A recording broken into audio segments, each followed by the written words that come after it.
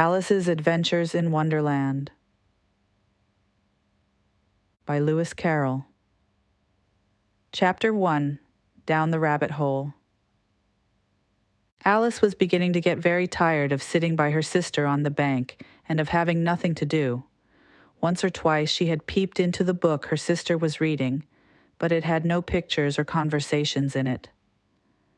And what is the use of a book, thought Alice, without pictures or conversations?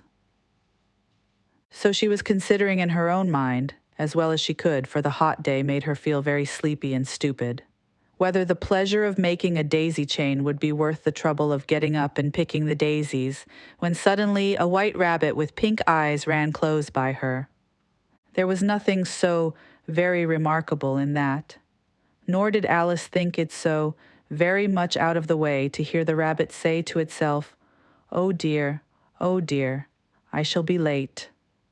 When she thought it over afterwards, it occurred to her that she ought to have wondered at this, but at the time it all seemed quite natural. But when the rabbit actually took a watch out of its waistcoat pocket and looked at it and then hurried in, Alice started to her feet, for it flashed across her mind that she'd never before seen a rabbit with either a waistcoat pocket or a watch to take out of it, and burning with curiosity, she ran across the field after it, and fortunately was just in time to see it pop down a large rabbit hole under the hedge. In another moment, down went Alice after it, never once considering how in the world she was to get out again.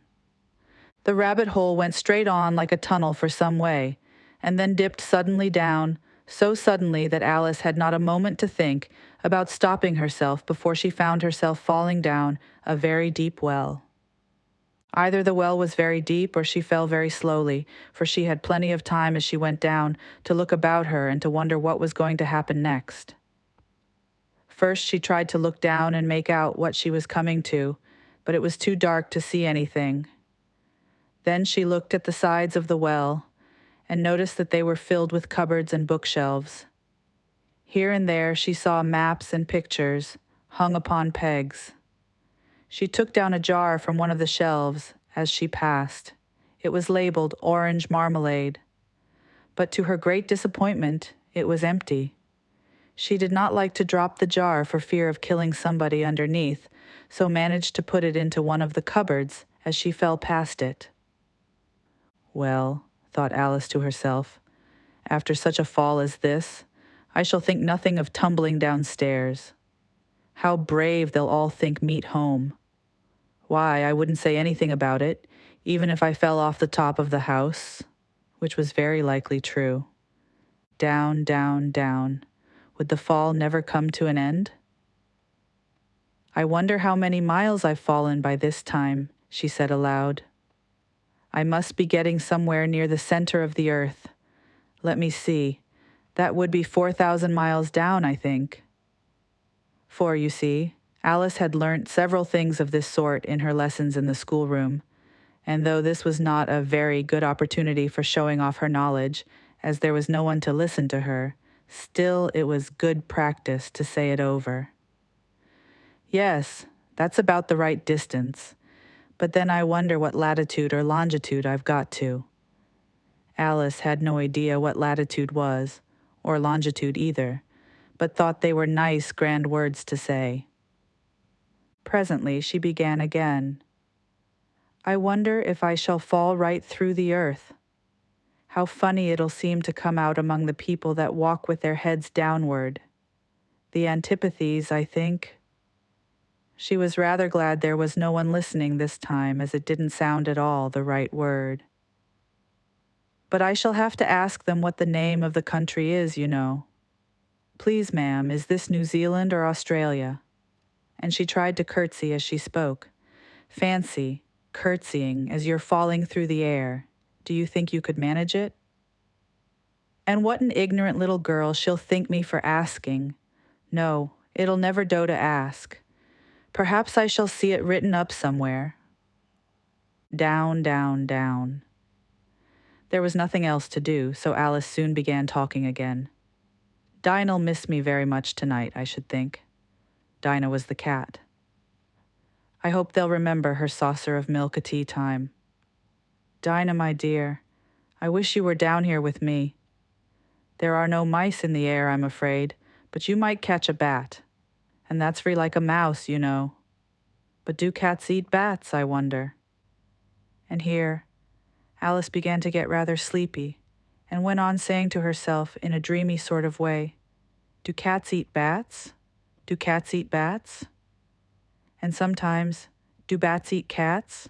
For you see, as she couldn't answer either question, it didn't much matter which way she put it. She felt that she was dozing off, and had just begun to dream that she was walking hand in hand with Dinah, and saying to her very earnestly, Now, Dinah, tell me the truth. Did you ever eat a bat? When suddenly, thump, thump, down she came upon a heap of sticks and dry leaves, and the fall was over. Alice was not a bit hurt, and she jumped up onto her feet in a moment. She looked up, but it was all dark overhead. Before her was another long passage, and the white rabbit was still in sight, hurrying down it.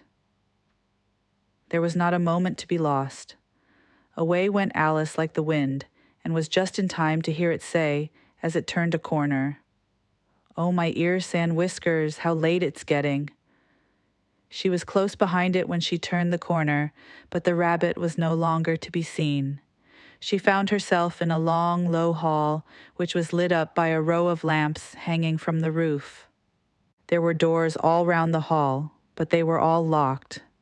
And when Alice had been all the way down one side and up the other, trying every door, she walked sadly down the middle, wondering how she was ever to get out again.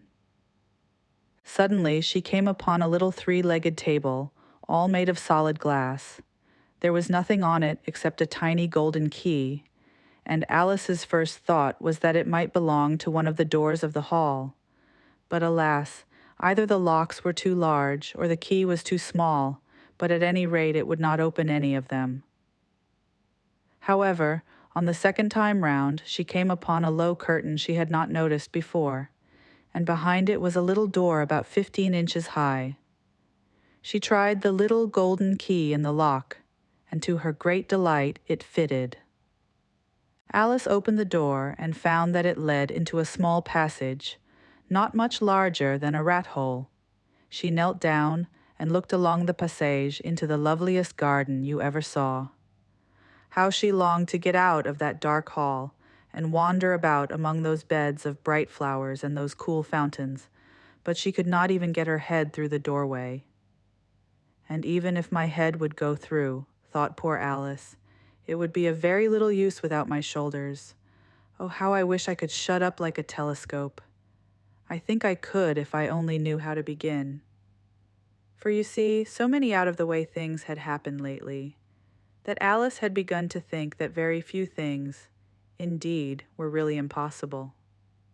There seemed to be no use in waiting by the little door, so she went back to the table, half hoping she might find another key on it, or at any rate a book of rules for shutting people up like telescopes. This time she found a little bottle on it, which certainly was not here before, said Alice. And round the neck of the bottle was a paper label with the words, Drink Me, beautifully printed on it in large letters. It was all very well to say, Drink me, but the wise little Alice was not going to do that in a hurry.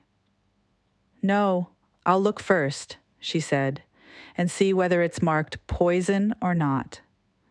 For she had read several nice little histories about children who had got burnt and eaten up by wild beasts and other unpleasant things, all because they would not remember the simple rules their friends had taught them, such as that a red-hot poker will burn you if you hold it too long, and that if you cut your finger very deeply with a knife, it usually bleeds.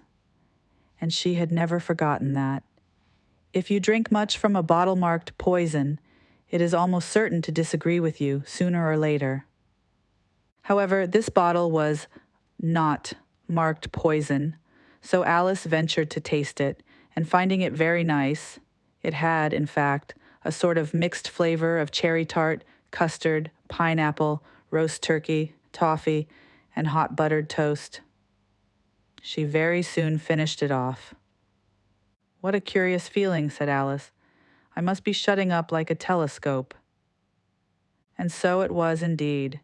She was now only 10 inches high, and her face brightened up at the thought that she was now the right size for going through the little door into that lovely garden. First, however, she waited for a few minutes to see if she was going to shrink any further. She felt a little nervous about this. "For it might end, you know," said Alice to herself, "in my going out altogether, like a candle. I wonder what I should be like then?" And she tried to fancy what the flame of a candle is like after the candle is blown out, for she could not remember ever having seen such a thing. After a while, finding that nothing more happened, she decided on going into the garden at once. But, alas, for poor Alice. When she got to the door, she found she had forgotten the little golden key, and when she went back to the table for it, she found she could not possibly reach it. She could see it quite plainly through the glass, and she tried her best to climb up one of the legs of the table, but it was too slippery, and when she had tired herself out with trying, the poor little thing sat down and cried. "Come, there's no use in crying like that," said Alice to herself, rather sharply. "I advise you to leave off this minute." She generally gave herself very good advice, though she very seldom followed it, and sometimes she scolded herself so severely as to bring tears into her eyes. And once she remembered trying to box her own ears for having cheated herself in a game of croquet she was playing against herself, for this curious child was very fond of pretending to be two people. "But it's no use now," thought poor Alice, "to pretend to be two people. Why, there's hardly enough of me left to make one respectable person." Soon her eye fell on a little glass box that was lying under the table. She opened it and found in it a very small cake on which the words, "Eat me," were beautifully marked in currants. "Well, I'll eat it," said Alice, "and if it makes me grow larger, I can reach the key.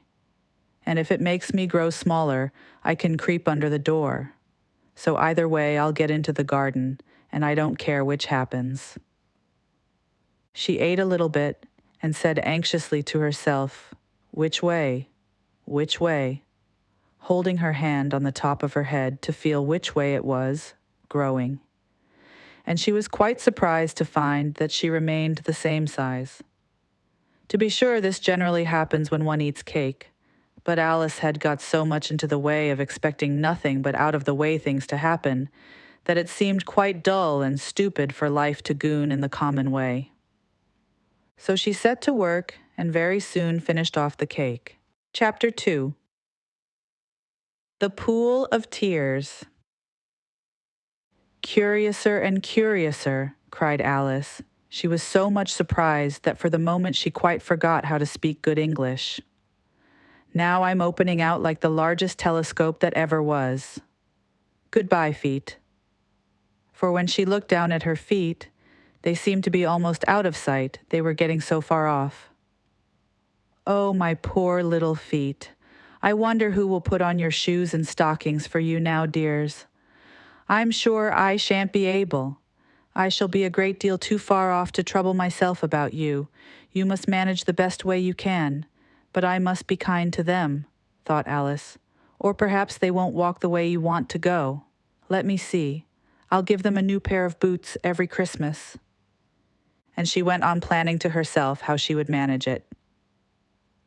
"They must go by the carrier," she thought, "and how funny it'll seem, sending presents to one's own feet, and how odd the directions will look. Alice's right foot, eschewer, hearthrug near the fender, with Alice's love. Oh dear, what nonsense I'm talking." Just then her head struck against the roof of the hall.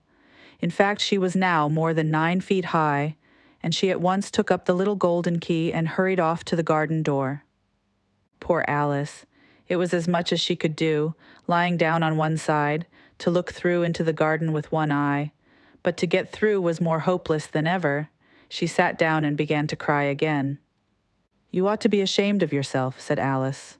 "A great girl like you," she might well say this, "to go on crying in this way. Stop this moment, I tell you." But she went on all the same, shedding gallons of tears, until there was a large pool all round her, about 4 inches deep and reaching half down the hall.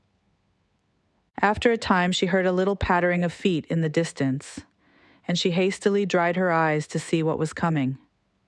It was the White Rabbit returning, splendidly dressed, with a pair of white kid gloves in one hand and a large fan in the other. He came trotting along in a great hurry, muttering to himself as he came, "Oh, the Duchess, the Duchess! Oh, won't she be savage if I've kept her waiting?" Alice felt so desperate that she was ready to ask help of anyone. So, when the rabbit came near her, she began, in a low, timid voice, "If you please, sir." The rabbit started violently, dropped the white kid gloves and the fan, and scurried away into the darkness as hard as he could go. Alice took up the fan and gloves, and, as the hall was very hot, she kept fanning herself all the time she went on talking. "Dear, dear, how queer everything is today. And yesterday things went on just as usual. I wonder if I've been changed in the night. Let me think. Was I the same when I got up this morning? I almost think I can remember feeling a little different. But if I'm not the same, the next question is, who in the world am I? Ah, that's the great puzzle."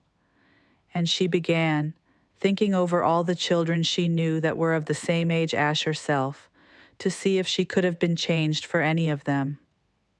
"I'm sure I'm not Ada," she said, "for her hair goes in such long ringlets, and mine doesn't go in ringlets at all. And I'm sure I can't be Mabel, for I know all sorts of things. And she knows such avery little. Besides, she's she, and I'm I, and, oh dear, how puzzling it all is. I'll try if I know all the things I used to know.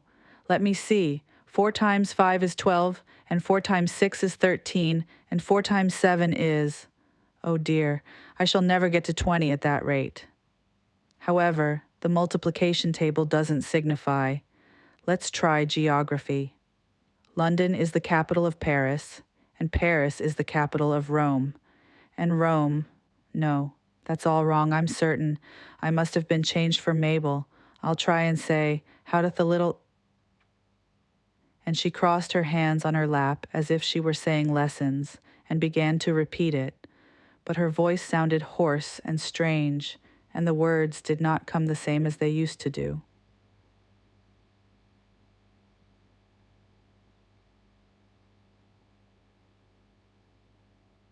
How doth the little crocodile improve his shining tail, and pour the waters of the Nile on every golden scale? How cheerfully he seems to grin, how neatly spread his claws, and welcome little fishes in, with gently smiling jaws. I'm sure those are not the right words, said poor Alice, and her eyes filled with tears again as she went on. I must be Mabel after all, and I shall have to go and live in that poky little house, and have next Tono toys to play with, and oh, ever so many lessons to learn. No, I've made up my mind about it. If I'm Mabel, I'll stay down here. It'll be no use their putting their heads down and saying, "Come up again, dear." I shall only look up and say, "Who am I then? Tell me that first, and then if I like being that person, I'll come up. If not, I'll stay down here till I'm somebody else." But oh dear, cried Alice with a sudden burst of tears, I do wish they would put their heads down. I am so very tired of being all alone here.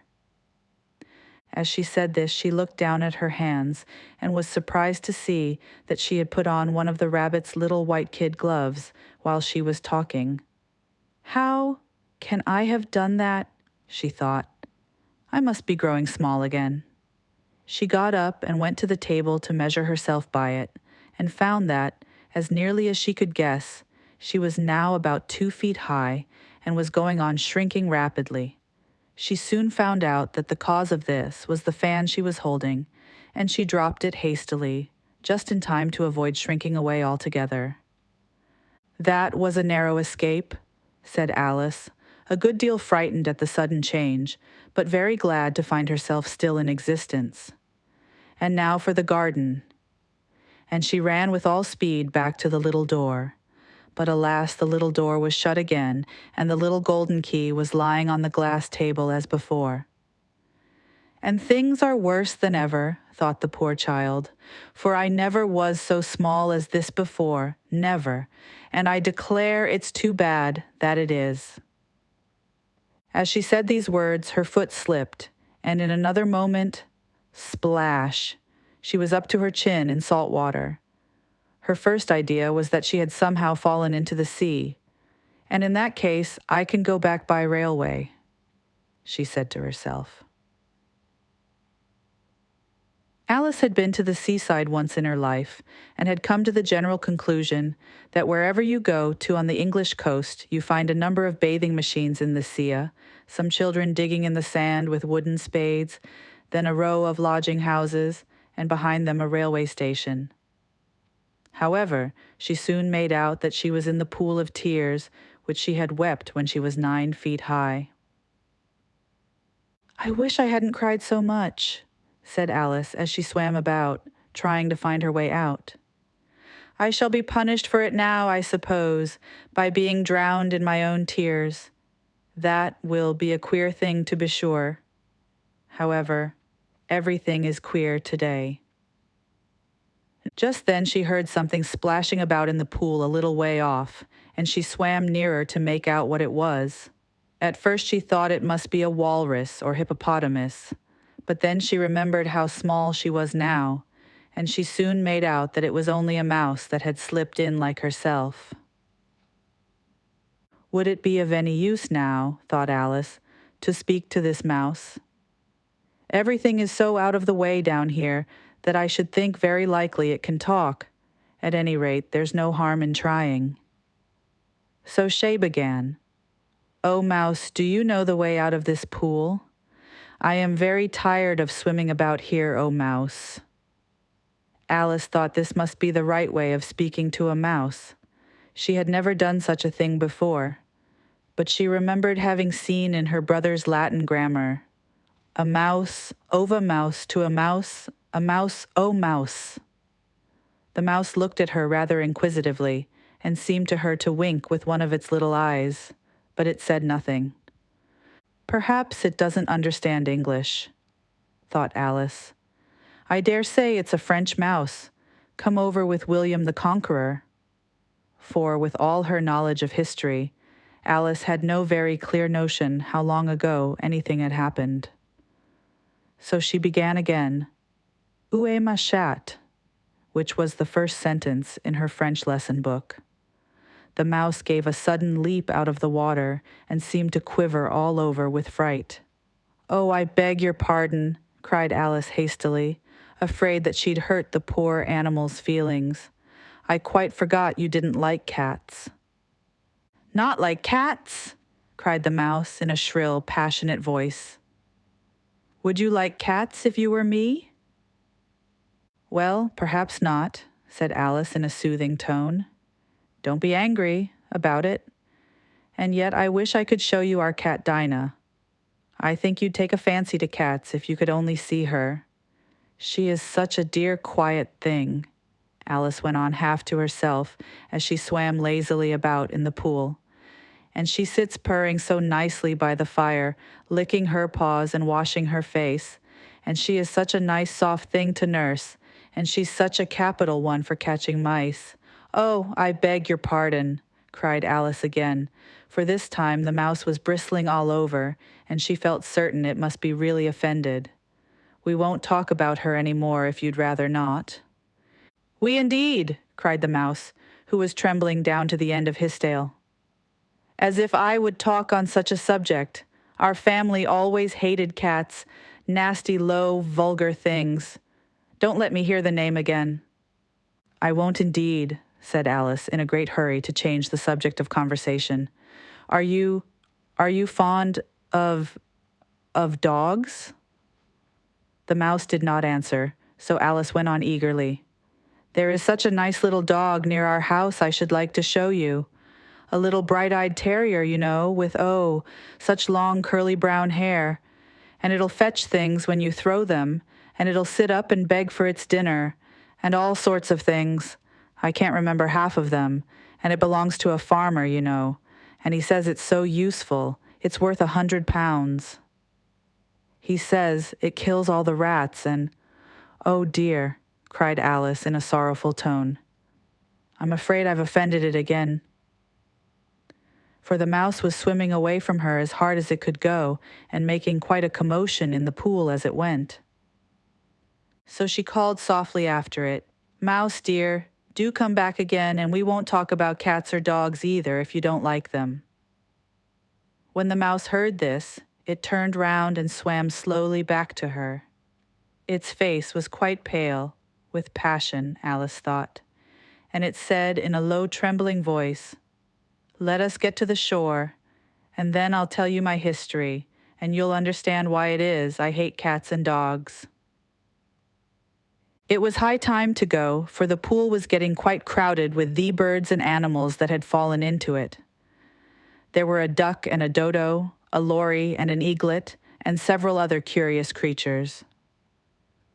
Alice led the way, and the whole party swam to the shore. Chapter 3. A caucus race and a long tail.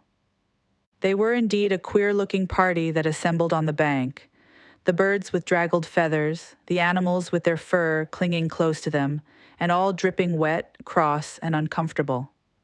The first question, of course, was how to get dry again.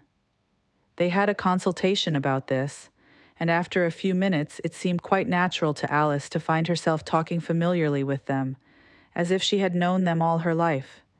Indeed, she had quite a long argument with the lory, who at last turned sulky, and would only say, "I am older than you, and must know better." And this Alice would not allow without knowing how old it was, and as the lory positively refused to tell its age, there was no more to be said. At last, the mouse, who seemed to be a person of authority among them, called out, "Sit down, all of you, and listen to me. I'll soon make you dry enough." They all sat down at once, in a large ring, with the mouse in the middle. Alice kept her eyes anxiously fixed on it, for she felt sure she would catch a bad cold if she did not get dry very soon. "Ahem," said the mouse with an important air. "Are you all ready? This is the driest thing I know. Silence all round, if you please." William the Conqueror, whose cause was favored by the Pope, was soon submitted to by the English, who wanted leaders, and had been of late much accustomed to usurpation and conquest. Edwin and Morcar, the Earls of Mercia and Northumbria. "Ugh," said the lory with a shiver. "I beg your pardon," said the mouse, frowning, but very politely. "Did you speak?" "Not I," said the lory hastily. "I thought you did," said the mouse. "I proceed.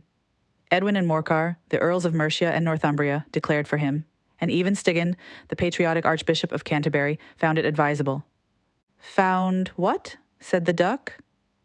"Found it," the mouse replied rather crossly. "Of course you know what it means."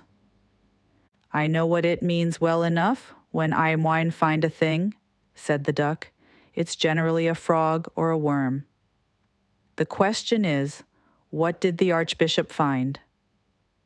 The mouse did not notice this question, but hurriedly went on. "Found it advisable to go with Edgar Atheling to meet William and offer him the crown.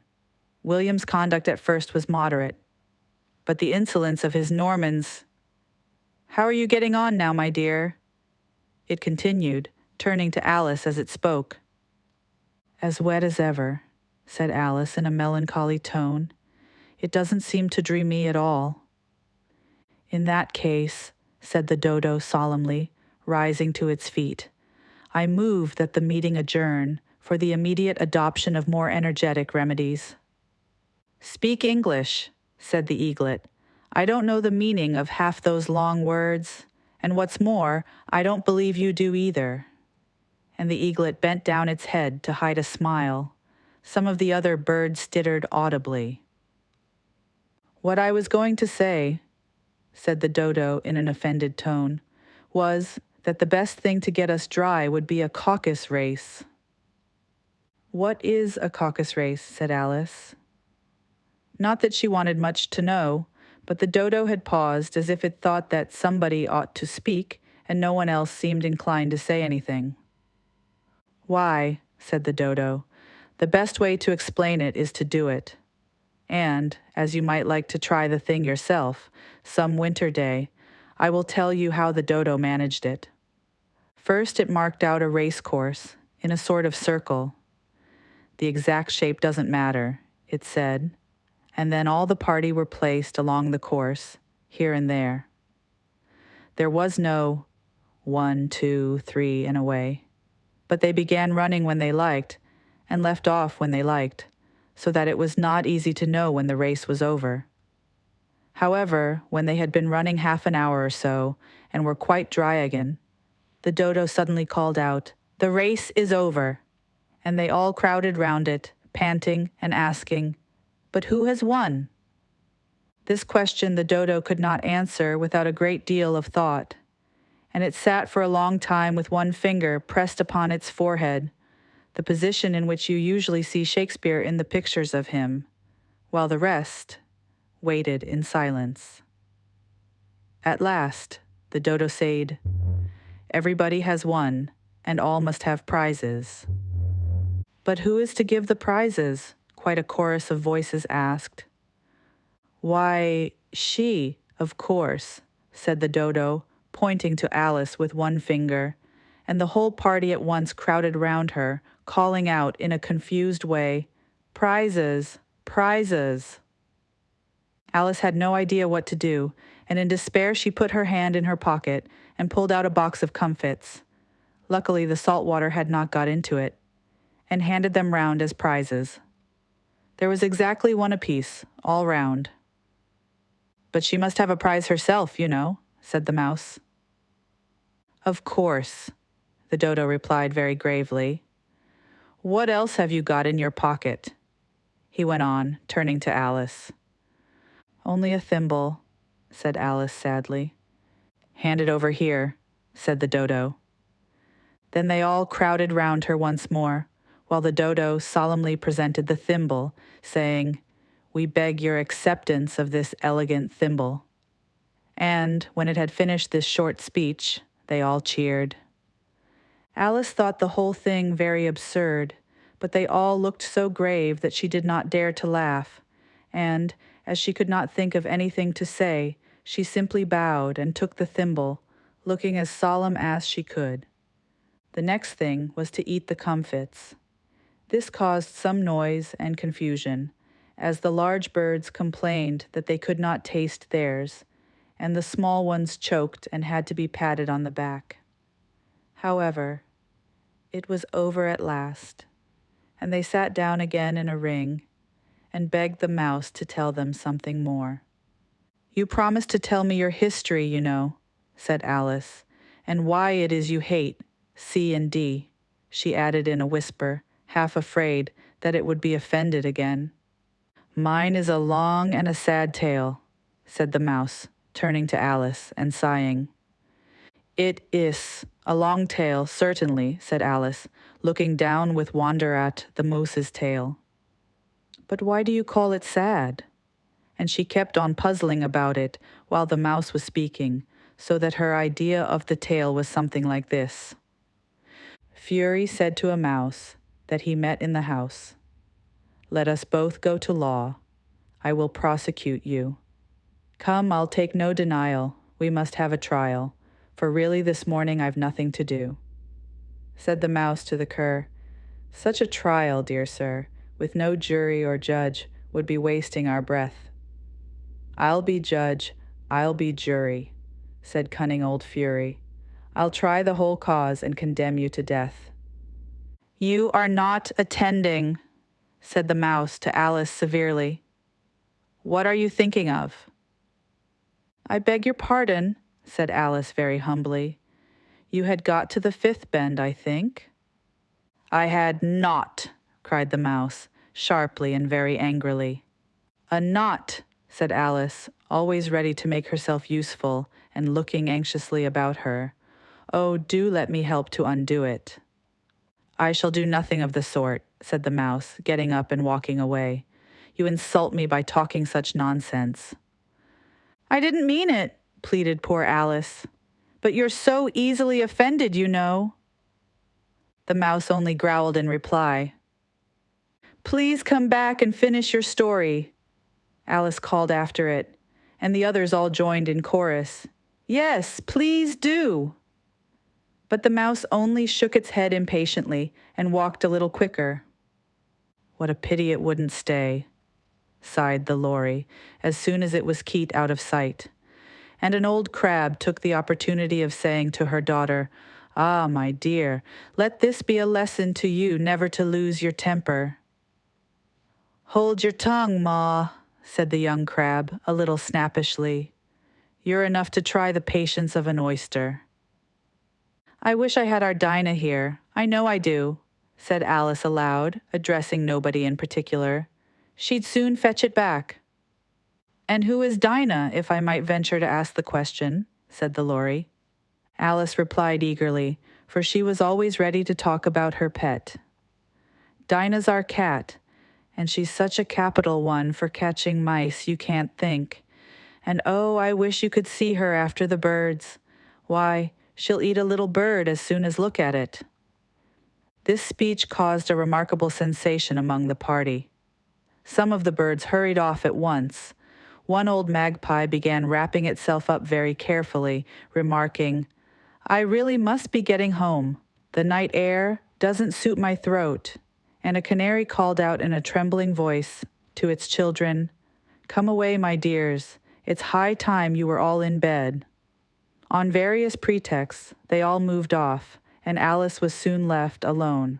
"I wish I hadn't mentioned Dinah," she said to herself in a melancholy tone. "Nobody seems to like her down here, and I'm sure she's the best cat in the world.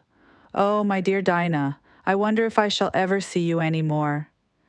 And here poor Alice began to cry again, for she felt very lonely and low-spirited. In a little while, however, she again heard a little pattering of footsteps in the distance, and she looked up eagerly, half hoping that the mouse had changed his mind and was coming back to finish his story. Chapter 4. The Rabbit Sends in a Little Bill.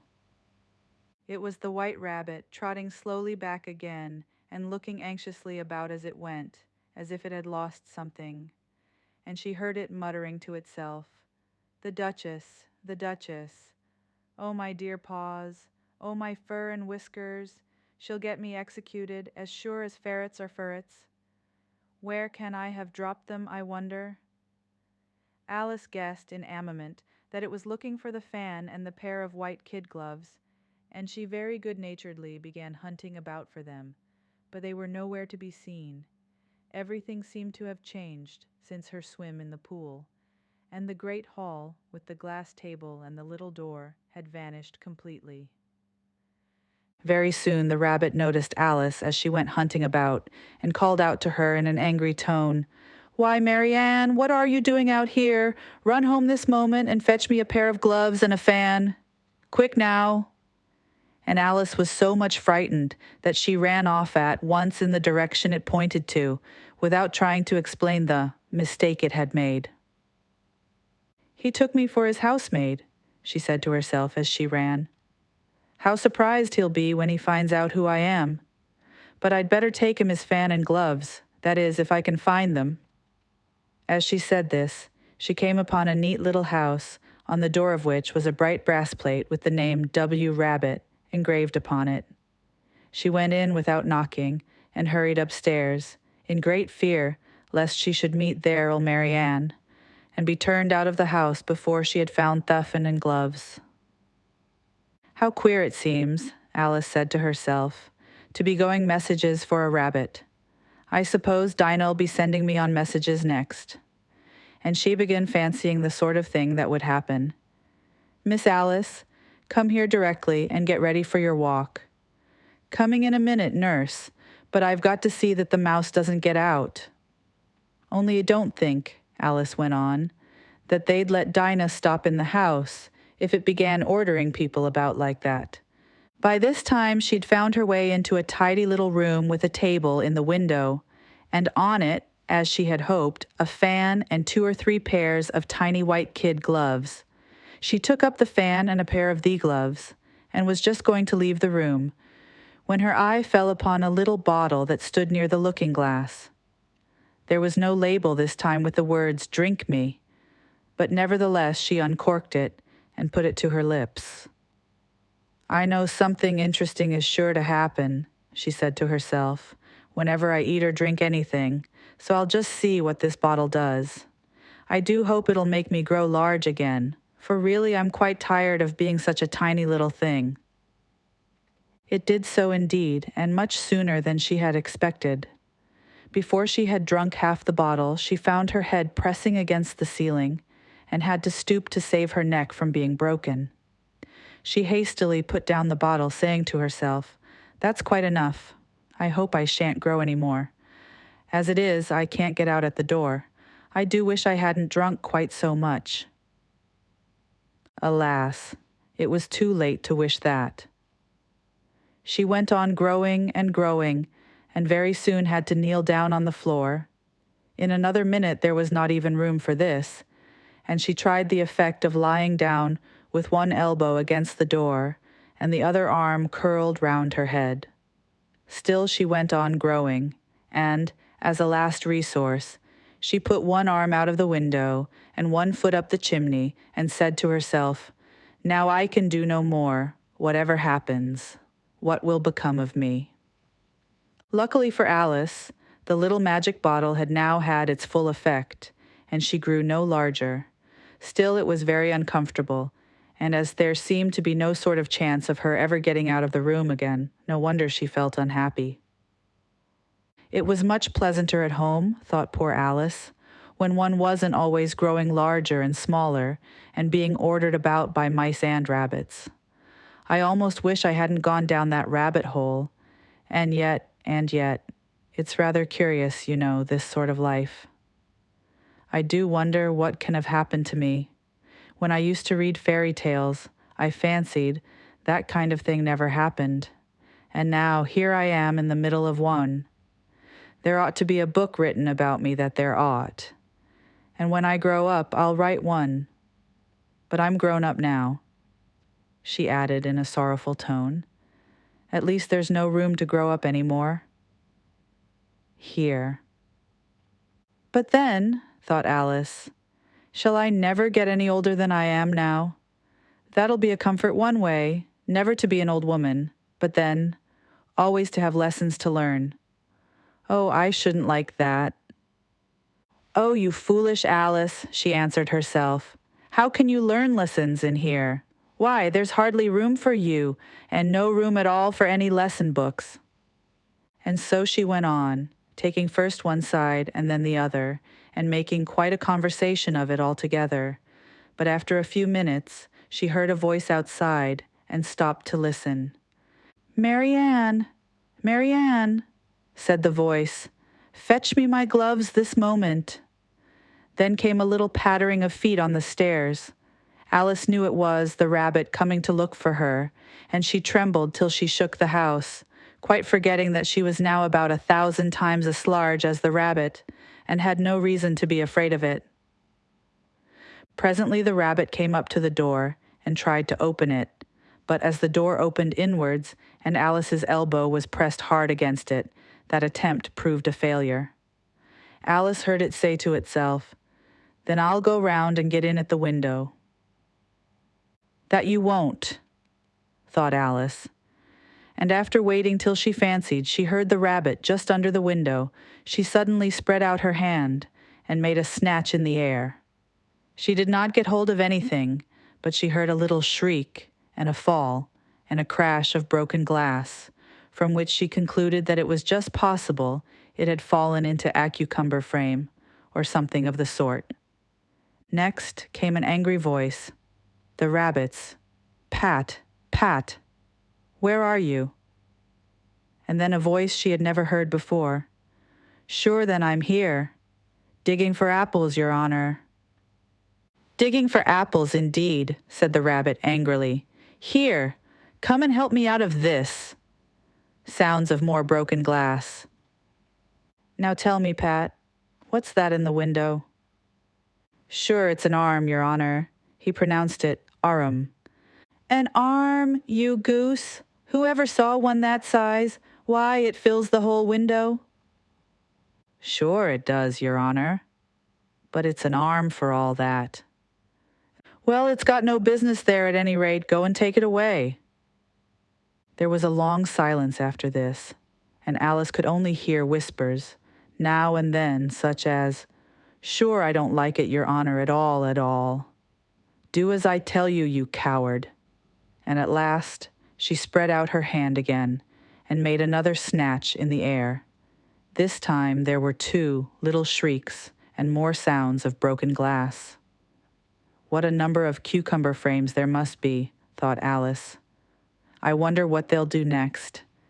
As for pulling me out of the window, I only wish they could.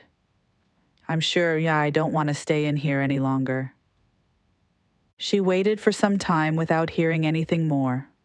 At last came a rumbling of little cartwheels and the sound of a good many voices all talking together. She made out the words, Where's the other ladder? Why, I hadn't to bring but one. Bill's got the other. Bill, fetch it here, lad. Here, put 'em up at this corner. No, tie 'em together first. They don't reach half high enough yet. Oh, they'll dow well enough. Don't be particular. Here, Bill, catch hold of this rope. Will the roof bear? Mind that loose slate. Oh, it's coming down. Heads below. A loud crash. Now, who did that? It was Bill. Iffancy. Who's to go down the chimney? Nay, I shan't. You do it. That I won't then. Bill's to go down. Here, Bill. The master says, you're to go down the chimney. Oh, so Bill's got to come down the chimney, has he? Said Alice to herself. Shy, they seem to put everything upon Bill. I wouldn't be in Bill's place for a good deal. This fireplace is narrow, to be sure, but I think I can kick a little. She drew her foot as far down the chimney as she could, and waited till she heard a little animal, she couldn't guess of what sort it was, scratching and scrambling about in the chimney close above her. Then, saying to herself, This is Bill, she gave one sharp kick and waited to see what would happen next. The first thing she heard was a general chorus of, There goes Bill! Then the rabbit's voice along, Catch him, you by the hedge! Then silence, and then another confusion of voices. Hold up his head! Brandy now! Don't choke him! How was it, old fellow? What happened to you? Tell us all about it.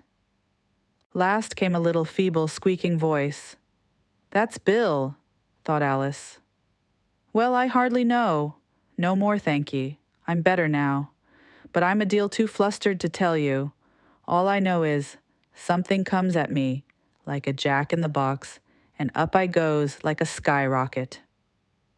So you did, old fellow, said the others. We must burn the house down, said the rabbit's voice, and Alice called out as loud as she could, If you do, I'll set Dinah at you. There was a dead silence instantly, and Alice thought to herself, I wonder what they will do next. If they had any sense, they'd take the roof off. After a minute or two, they began moving about again, and Alice heard the rabbit say, A barrowful will do to begin with. A barrowful of what? Thought Alice. But she had not long to doubt, for the next moment a shower of little pebbles came rattling in at the window, and some of them hit her in the face. I'll put a stop to this, she said to herself, and shouted out, "You'd better not do that again," which produced another dead silence. Alice noticed with some surprise that the pebbles were all turning into little cakes as they lay on the floor, and a bright idea came into her head. "If I eat one of these cakes," she thought, "it's sure to make some change in my size, and as it can't possibly make me larger, it must make me smaller, I suppose." So she swallowed one of the cakes, and was delighted to find that she began shrinking directly. As soon as she was small enough to get through the door, she ran out of the house and found quite a crowd of little animals and birds waiting outside. The poor little lizard, Bill, was in the middle, being held up by 2 guinea pigs who were giving it something out of a bottle. They all made a rush at Alice the moment she appeared, but she ran off as hard as she could and soon found herself safe in a thick wood. "The first thing I've got to do," said Alice to herself, as she wandered about in the wood, "is to grow to my right size again, and the second thing is to find my way into that lovely garden. I think that will be the best plan." It sounded an excellent plan, no doubt, and very neatly and simply arranged. The only difficulty was that she had not the smallest idea how to set about it, and while she was peering about anxiously among the trees, a little sharp bark just over her head made her look up in a great hurry. An enormous puppy was looking down at her with large round eyes and feebly stretching out one paw, trying to touch her.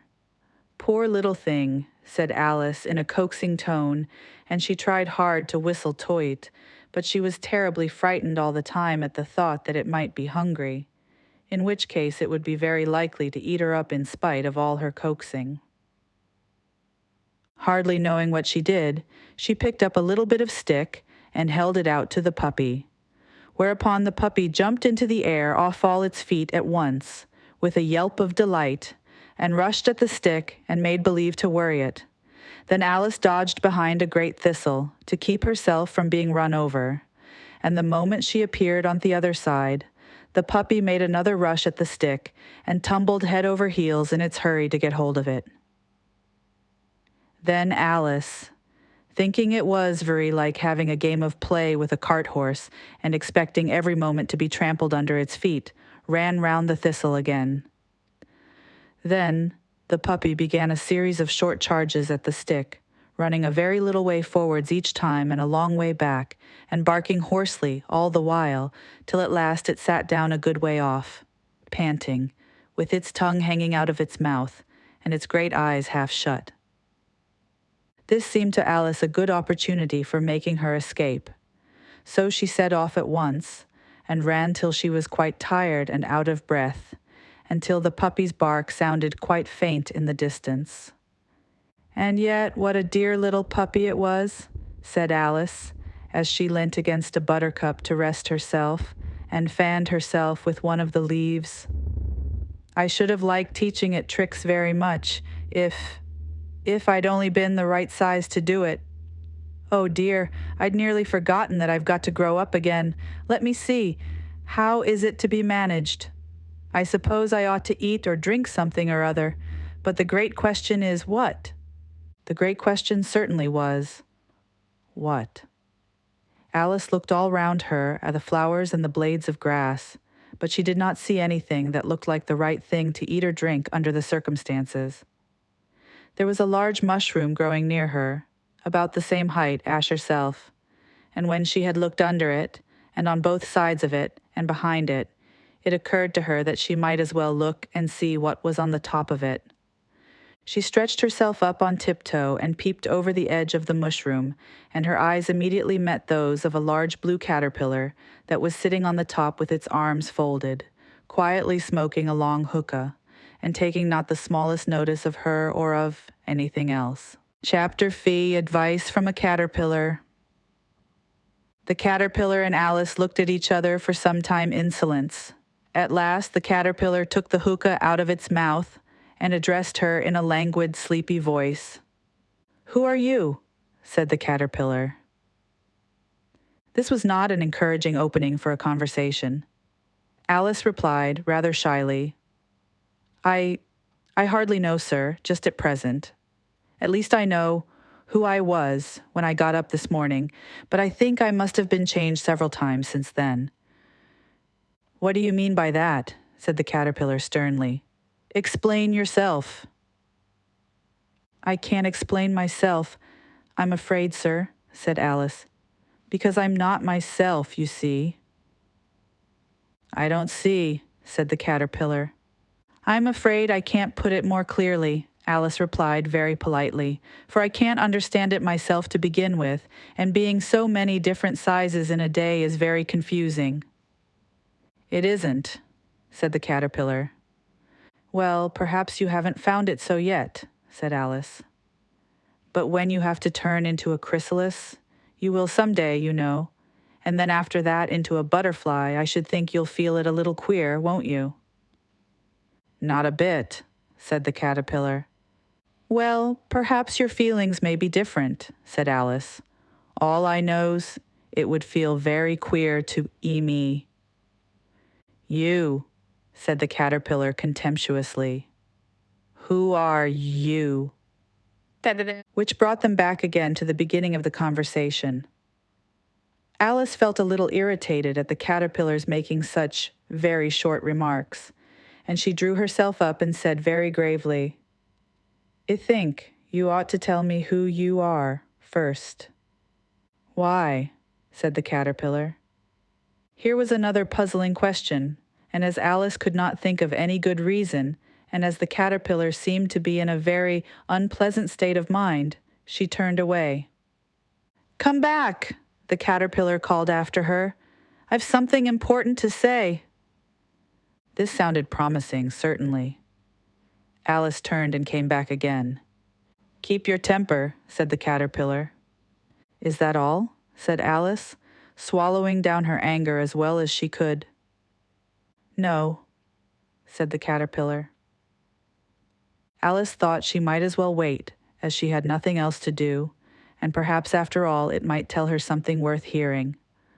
For some minutes it puffed away without speaking, but at last it unfolded its arms, took the hookah out of its mouth again, and said, "So, you think you're changed, do you?" "I'm afraid I am, sir," said Alice. "I can't remember things as I used, and I don't keep the same size for 10 minutes together." "Can't remember what things?" said the caterpillar. "Well, I've tried to say, how doth the little busy bee, but it all came different," Alice replied in a very melancholy voice. "Repeat, you are old, Father William," said the caterpillar. Alice folded her hands and began. "You are old, Father William," the young man said, "and your hair has become very white, and yet you incessantly stand on your head. Do you think at your age it is right?" "In my youth," Father William replied to his son, "I feared it might injure the brain, but now that I'm perfectly sure I have none, why, I do it again and again." "You are old," said the youth, "as I mentioned before, and have grown most uncommonly fat, yet you turned a back somersault in at the door. Pray, what is the reason of that?"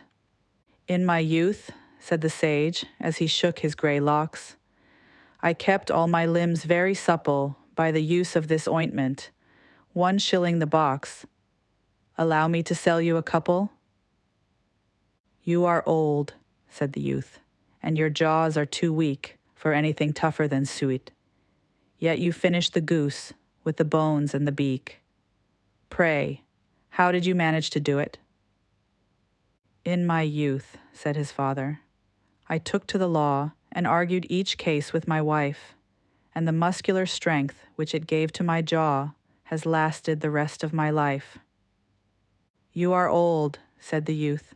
"One would hardly suppose that your eye was as steady as ever, yet you balanced an eel on the end of your nose.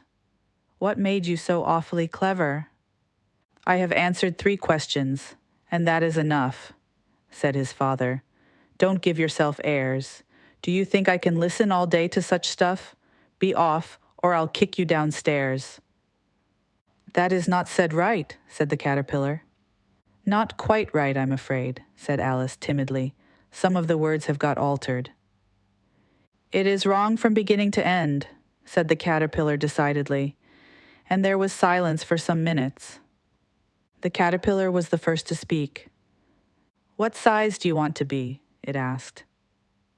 "Oh, I'm not particular as to size," Alice hastily replied. "Only one doesn't like changing so often, you know." "I don't know," said the caterpillar. Alice said nothing. She had never been so much contradicted in her life before, and she felt that she was losing her temper. "Are you content now?" said the caterpillar. "Well, I should like to be a little larger, sir, if you wouldn't mind," said Alice. 3 inches is such a wretched height to be." "It is a very good height indeed," said the caterpillar angrily, rearing itself upright as it spoke. It was exactly 3 inches high. "But I'm not used to it," pleaded poor Alice in a piteous tone, and she thought of herself. "I wish the creatures wouldn't be so easily offended." "You'll get used to it in time," said the caterpillar, and it put the hookah into its mouth and began smoking again. This time, Alice waited patiently until it chose to speak again.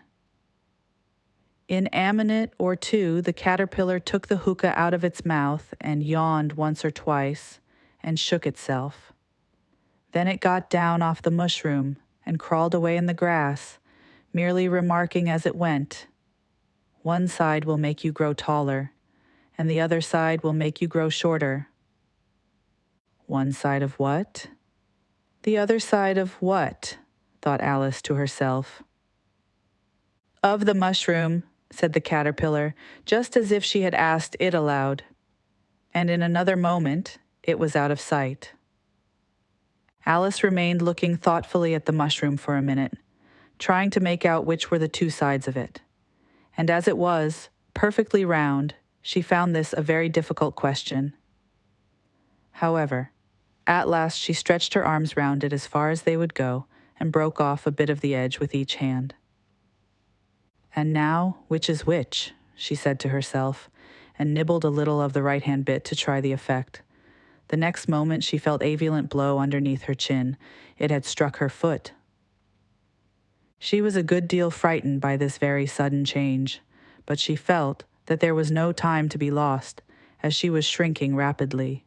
So she set to work at once to eat some of the other bit. Her chin was pressed so closely against her foot that there was hardly room to open her mouth, but she did it at last, and managed to swallow a morsel of the left-hand bit. "Come, my head's free at last," said Alice in a tone of delight, which changed into alarm in another moment when she found that her shoulders were nowhere to be found. All she could see, when she looked down, was an immense length of neck, which seemed to rise like a stalk out of acacia of green leaves that lay far below her. "What can all that green stuff be?" said Alice. "And where have my shoulders got to? And oh, my poor hands, how is it I can't see you?" She was moving them about as she spoke, but no result seemed to follow, except a little shaking among the distant green leaves. As there seemed to be no chance of getting her hands up to her head, she tried to get her head down to them, and was delighted to find that her neck would bend about easily in any direction, like a serpent. She just succeeded in curving it down into a graceful zigzag, and was going to dive in among the leaves, which she found to be nothing but the tops of the trees under which she had been wandering, when a sharp hiss made her draw back in a hurry. A large pigeon had flown into her face and was beating her violently with its wings. "Serpent!" screamed the pigeon. "I'm not a serpent," said Alice indignantly. "Let me alone." "Serpent, if seeing rapantantein, but ins more Spain, that vis kind of sub if tridivre. Nothing seems to see them." "I haven't the least idea what you're talking about," said Alice. "I've tried the roots of trees, and I've tried banks, and I've tried hedges," the pigeon went on, without attending to her. "But those serpents, there's no pleasing them." Alice was more and more puzzled. but she thought there was no use in saying anything more till the pigeon had finished. "As if it wasn't trouble enough hatching the eggs," said the pigeon, "but I must be on the lookout for serpents night and day.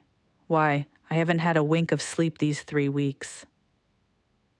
"I'm very sorry you've been annoyed," said Alice, who was beginning to see its meaning.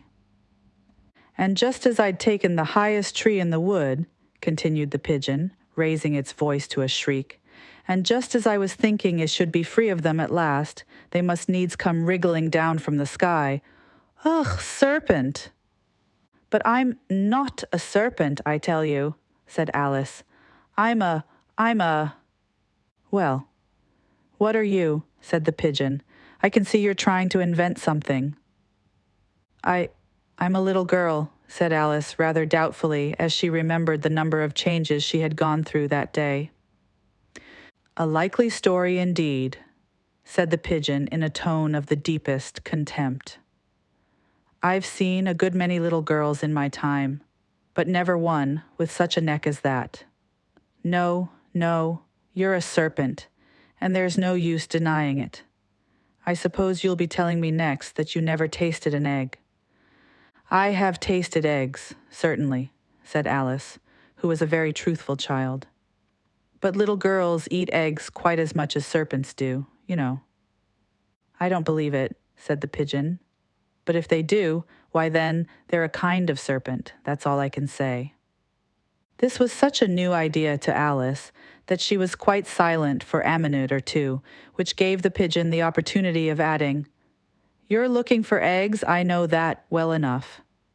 And what does it matter, Tom, whether you're a little girl or a serpent?" "It matters a good deal to me," said Alice hastily. "But I'm not looking for eggs, as it happens. And if I was, I shouldn't want yours. I don't like them raw." "Well, be off then," said the pigeon in a sulky tone, as it settled down again into its nest. Alice crouched down among the trees as well as she could, for her neck kept getting entangled among the branches, and every now and then she had to stop and untwist it. After a while, she remembered that she still held the pieces of mushroom in her hands, and she set to work very carefully, nibbling first at one and then at the other, and growing sometimes taller and sometimes shorter, until she had succeeded in bringing herself down to her usual height. It was so long since she had been anything near the right size that it felt quite strange at first, but she got used to it in a few minutes and began talking to herself, as usual. "Come, there's half my plan done now. How puzzling all these changes are. I'm never sure what I'm going to be, from one minute to another. However, I've got back to my right size. The next thing is to get into that beautiful garden. How is that to be done, I wonder?" As she said this, she came suddenly upon an open place with a little house in it about 4 feet high. "Whoever lives there," thought Alice, "it'll never do to come upon them, this size. Why, I should frighten them out of their wits." So she began nibbling at the right-hand bit again, and did not venture to go near the house till she had brought herself down to 9 inches high. Chapter 6. Pig and Pepper. For a minute or two she stood looking at the house and wondering what to do next, when suddenly a footman in livery came running out of the wood. She considered him to be a footman because he was in livery.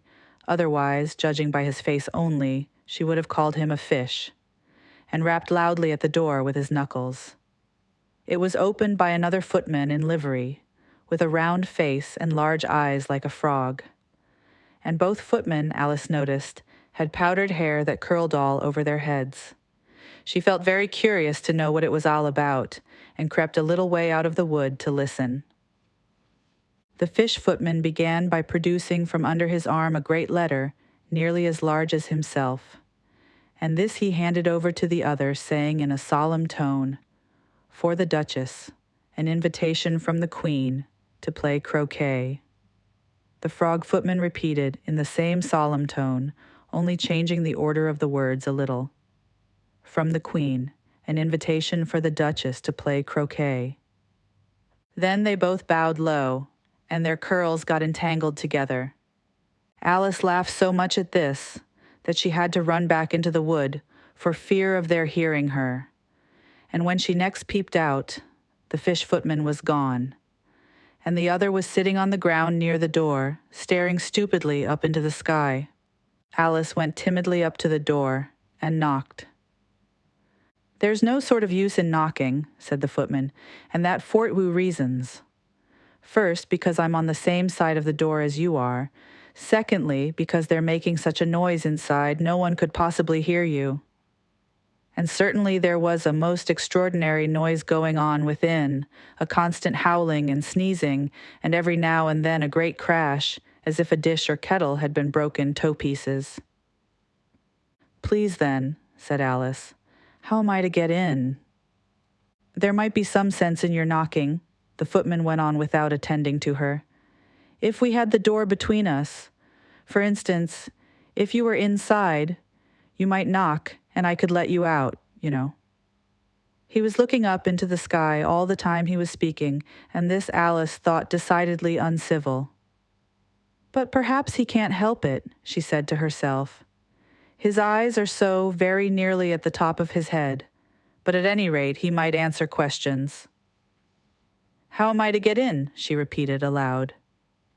"I shall sit here," the footman remarked, "till tomorrow." At this moment the door of the house opened, and a large plate came skimming out, straight at the footman's head. It just grazed his nose and broke to pieces against one of the trees behind him. "Or next day, maybe," the footman continued in the same tone, exactly as if nothing had happened. "How am I to get in?" asked Alice again in a louder tone. "Are you to get in at all?" said the footman. "That's the first question, you know." It was, no doubt. Only Alice did not like to be told so. "It's really dreadful," she muttered to herself, "the way all the creatures argue. It's enough to drive one crazy." The footman seemed to think this a good opportunity for repeating his remark, with variations. "I shall sit here," he said, "on and off, 4 days and days." "But what am I to do?" said Alice. "Anything you like," said the footman, and began whistling. "Oh, there's no use in talking to him," said Alice desperately. "He's perfectly idiotic." And she opened the door and went in. The door led right into a large kitchen, which was full of smoke from one end to the other. The Duchess was sitting on a 3-legged stool in the middle, nursing a baby. The cook was leaning over the fire, stirring a large cauldron which seemed to be full of soup. "There's certainly too much pepper in that soup," Alice said to herself, as well as she could for sneezing. There was certainly too much of it in the air. Even the Duchess sneezed occasionally, and as for the baby, it was sneezing and howling alternately without a moment's pause. The only things in the kitchen that did not sneeze were the cook and a large cat which was sitting on the hearth and grinning from ear to ear. "Please, would you tell me?" said Alice, a little timidly, for she was not quite sure whether it was good manners for her to speak first. "Why, your cat grins like that." "It's a Cheshire cat," said the Duchess, "and that's why, pig." She said the last word with such sudden violence that Alice quite jumped, but she saw in another moment that it was addressed to the baby and not to her, so she took courage and went on again. "I didn't know that Cheshire cats always grinned. In fact, I didn't know that cats could grin." "They all can," said the Duchess, "and most of 'em do." "I don't know of any that do," Alice said very politely, feeling quite pleased to have got into a conversation. "You don't know much," said the Duchess, "and that's a fact." Alice did not at all like the tone of this remark, and thought it would be as well to introduce some other subject of conversation. While she was trying to fix on one, the cook took the cauldron of soup off the fire and at once set to work throwing everything within her reach at the Duchess and the baby. The fire irons came first. Then followed a shower of saucepans, plates, and dishes. The Duchess took no notice of them even when they hit her.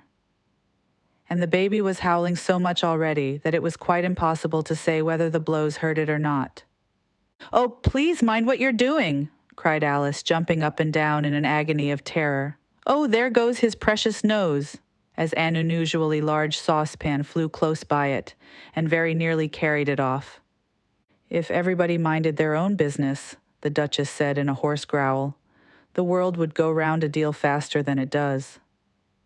"Which would not be an advantage," said Alice, who felt very glad to get an opportunity of showing off a little of her knowledge. "Just think of what work it would make with the day and night. You see, the earth takes 24 hours to turn round on its axis." "Talking of axes," said the Duchess, "chop off her head."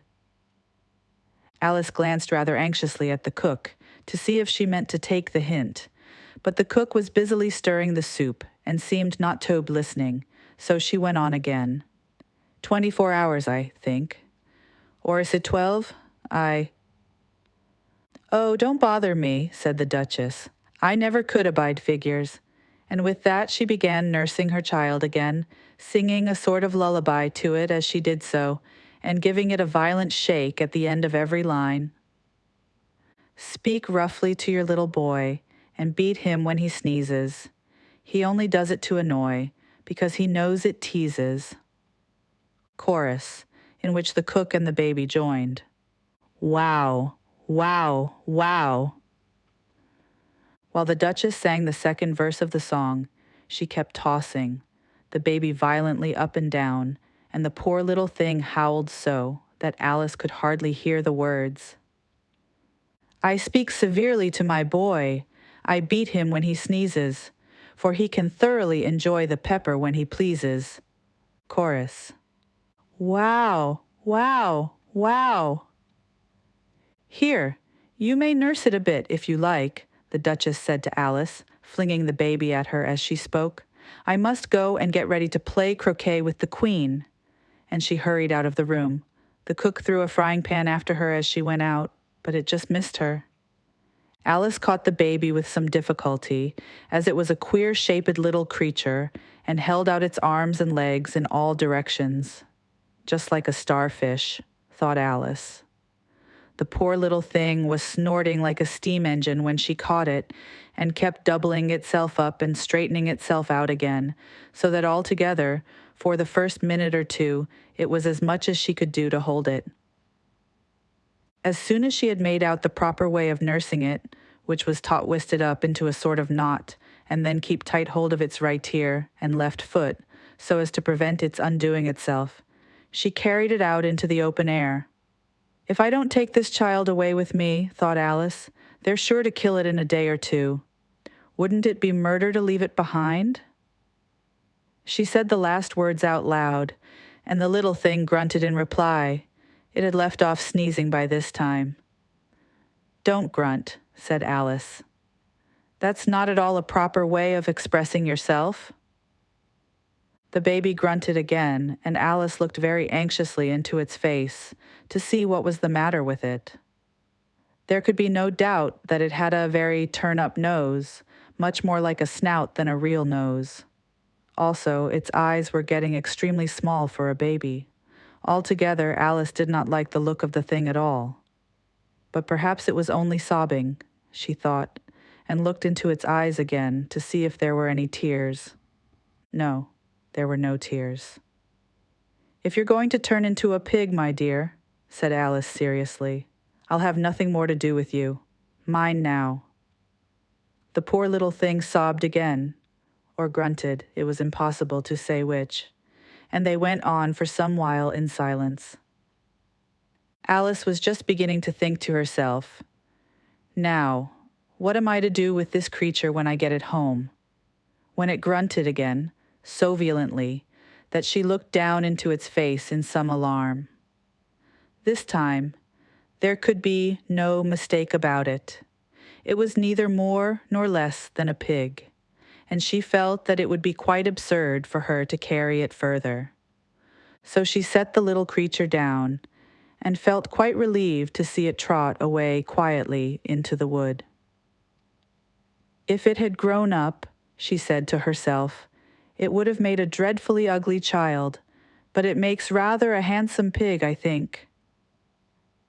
And she began thinking over other children she knew, who might do very well as pigs, and was just saying to herself, if one only knew the right way to change them, when she was a little startled by seeing the Cheshire Cat sitting on a bough of a tree a few yards off. The cat only grinned when it saw Alice. It looked good-natured, sheet-hot, still it had very long claws and a great many teeth, so she felt that it ought to be treated with respect. Cheshire Puss, she began, rather timidly, as she did not at all know whether it would like the name. However, it only grinned a little wider. Come, it's pleased so far, thought Alice, and she went on. Would you tell me, please, which way I ought to go from here? That depends a good deal on where you want to get to, said the cat. I don't much care where, said Alice. Then it doesn't matter which way you go, said the cat, so long as I get somewhere. Alice added as an explanation. Oh, you're sure to do that, said the cat, if you only walk long enough. Alice felt that this could not be denied, so she tried another question.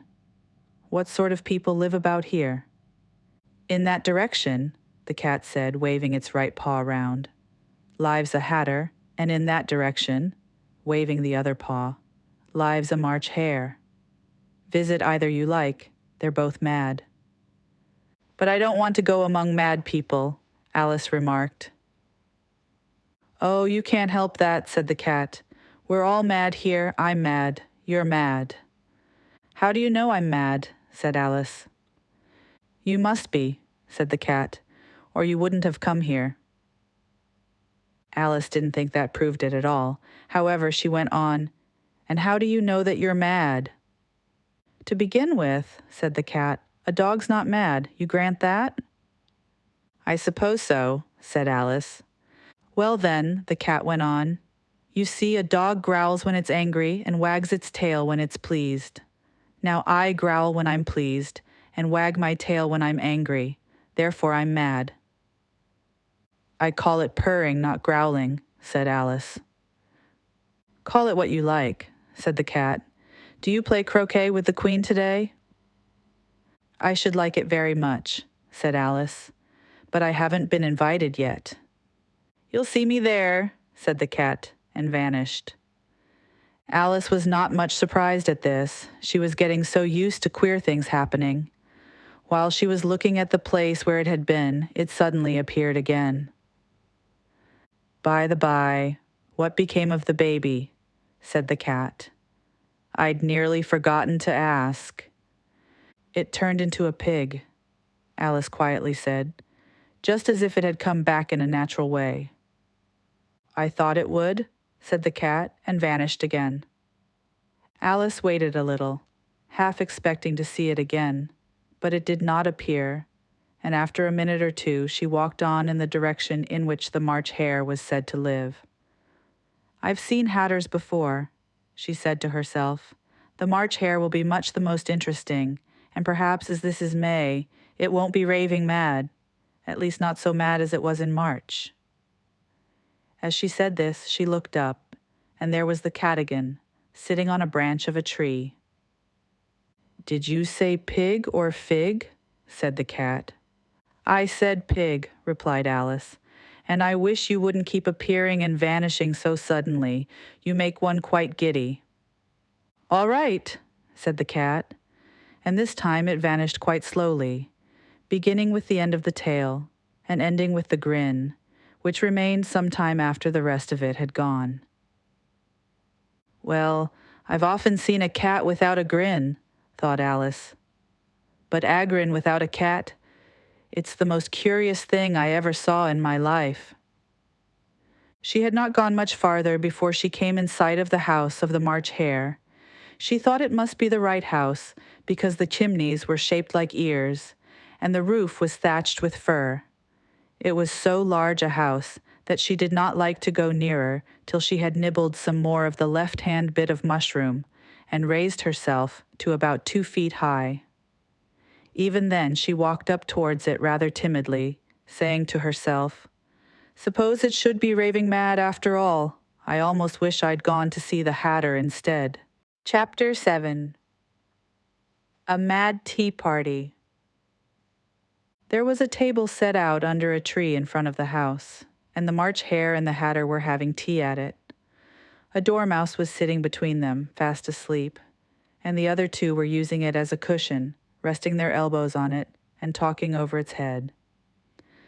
Very uncomfortable for the dormouse, thought Alice. Only as it's asleep, I suppose it doesn't mind. The table was a large one, but the three were all crowded together a tone corner of it. "No room, no room," they cried out when they saw Alice coming. "There's plenty of room," said Alice indignantly, and she sat down in a large armchair at one end of the table. "Have some wine," the March Hare said in an encouraging tone. Alice looked all round the table, but there was nothing on it but tea. "I don't see any wine," she remarked. "There isn't any," said the March Hare. "Then it wasn't very civil of you to offer it," said Alice angrily. "It wasn't very civil of you to sit down without being invited," said the March Hare. "I didn't know it was your table," said Alice. "It's laid for a great many more than 3. "Your hair wants cutting," said the Hatter. He had been looking at Alice for some time with great curiosity, and this was his first speech. "You should learn not to make personal remarks," Alice said with some severity. "It's very rude." The Hatter opened his eyes very wide on hearing this, but all he said was, "Why is a raven like a writing desk?" "Come, we shall have some fun now," thought Alice. "I'm glad they've begun asking riddles. I believe I can guess that," she added aloud. "Do you mean that you think you can find out the answer to it?" said the March Hare. "Exactly so," said Alice. "Then you should say what you mean," the March Hare went on. "I do," Alice hastily replied. At least I mean what I say. That's the same thing, you know." "Not the same thing a bit," said the Hatter. "You might just as well say that I see what I eat is the same thing as I eat what I see." "You might just as well say," added the March Hare, "that I like what I get is the same thing as I get what I like." "You might just as well say," added the Dormouse, who seemed to be talking in his sleep, "that I breathe when I sleep is the same thing as I sleep when I breathe." "It is the same thing with you," said the Hatter, and here the conversation dropped, and the party sat silent for a minute, while Alice thought over all she could remember about ravens and writing desks, which wasn't much. The Hatter was the first to break the silence. "What day of the month is it?" he said, turning to Alice. He had taken his watch out of his pocket and was looking at it uneasily, shaking it every now and then, and holding it to his ear. Alice considered a little and then said, "The 4th. "2 days wrong," sighed the Hatter. "I told you butter wouldn't suit the works," he added, looking angrily at the March Hare. "It was the best butter," the March Hare meekly replied. "Yes, but some crumbs must have got in as well," the Hatter grumbled. "You shouldn't have put it in with the bread knife." The March Hare took the watch and looked at it gloomily. Then he dipped it into his cup of tea and looked at it again, but he could think of nothing better to say than his first remark. "It was the best butter, you know." Alice had been looking over his shoulder with some curiosity. "What a funny watch," she remarked. "It tells the day of the month and doesn't tell what o'clock it is." "Why should it?" muttered the Hatter. "Does your watch tell you what year it is?" "Of course not," Alice replied very readily. "But that's because it stays the same year for such a long time together." "Which is just the case with mine," said the Hatter. Alice felt dreadfully puzzled. The Hatter's remark seemed to have no sort of meaning in it, and yet it was certainly English. "I don't quite understand you," she said, as politely as she could. "The dormouse is asleep again," said the Hatter, and he poured a little hot tea upon its nose. The dormouse shook its head impatiently and said, without opening its eyes, of course, just what I was going to remark myself." "Have you guessed the riddle yet?" the Hatter said, turning to Alice again. "No, I give it up," Alice replied. "What's the answer?" "I haven't the slightest idea," said the Hatter. "Nor I," said the March Hare. Alice sighed wearily. "I think you might do something better with the time," she said, "than waste it in asking riddles that have no answers." "If you knew time as well as I do," said the Hatter, "you wouldn't talk about wasting it. It's him." "I don't know what you mean," said Alice. "Of course you don't," the Hatter said, tossing his head contemptuously. "I dare say you never even spoke to time." "Perhaps not," Alice cautiously replied, "but I know I have to be time when I learn music." "Ah, that accounts for it," said the Hatter. "He won't stand beating. Now, if you only kept on good terms with him, he'd do almost anything you liked with the clock. For instance, suppose it were 9 o'clock in the morning, just time to begin lessons.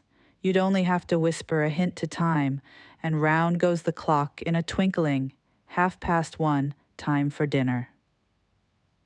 "I only wish it was," the March Hare said to itself in a whisper. "That would be grand, certainly," said Alice thoughtfully. "But then, it shouldn't be hungry for it, you know." "Not at first, perhaps," said the Hatter, "but you could keep it to 1:30 as long as you liked." "Is that the way you manage?" Alice asked. The Hatter shook his head mournfully. "Not I," he replied. "We quarreled last March, just before he went mad, you know," pointing with his teaspoon at the March Hare. "It was at the great concert given by the Queen of Hearts, and I had to sing, 'Twinkle, twinkle, little bat, how I wonder what you're at.' You know the song, perhaps?" "I've heard something like it," said Alice. "It goes on, you know," the Hatter continued, "in this way. Up above the world you fly, like a tea tray in the sky. Twinkle, twinkle." Here the dormouse shook itself and began singing in its sleep. Twinkle, twinkle, twinkle, twinkle, and went on so long that they had to pinch it to make it stop. "Well, I'd hardly finished the first verse," said the Hatter, when the Queen jumped up and bawled out, "He's murdering the time. Off with his head." "How dreadfully savage!" exclaimed Alice. "And ever since that," the Hatter went on in a mournful tone, "he won't do a thing I ask. It's always 6 o'clock now." A bright idea came into Alice's head. "Is that the reason so many tea things are put out here?" she asked. "Yes, that's it," said the Hatter with a sigh. "It's always tea time, and we've no time to wash the things between whiles." "Then you keep moving round, I suppose," said Alice. "Exactly so," said the Hatter, "as the things get used up." "But what happens when you come to the beginning again?" Alice ventured to ask. "Suppose we change the subject," the March Hare interrupted, yawning. "I'm getting tired of this. I vote the young lady tells us a story." "I'm afraid I don't know one," said Alice, rather alarmed at the proposal. "Then the dormouse shall," they both cried. "Wake up, dormouse!" And they pinched it on both sides at once. The dormouse slowly opened his eyes. "I wasn't asleep," he said in a hoarse, feeble voice. "I heard every word you fellows were saying." "Tell us a story," said the March Hare. "Yes, please do," pleaded Alice. "And be quick about it," added the Hatter, "or you'll be asleep again before it's done." Once upon a time, there were 3 little sisters, the Dormouse began, in a great hurry, and their names were Elsie, Lacey, and Tilly, and they lived at the bottom of a well. What did they live on? Said Alice, who always took a great interest in questions of eating and drinking. They lived on treacle, said the Dormouse, after thinking a minute or two. They couldn't have done that, you know, Alice gently remarked. They'd have been ill. So they were, said the Dormouse. Very ill. Alice tried to fancy to herself what such an extraordinary ways of living would be like, but it puzzled her too much, so she went on. But why did they live at the bottom of a well? Take some more tea, the March Hare said to Alice very earnestly. I've had nothing yet, Alice replied in an offended tone, so I can't take more. You mean you can't take less, said the Hatter.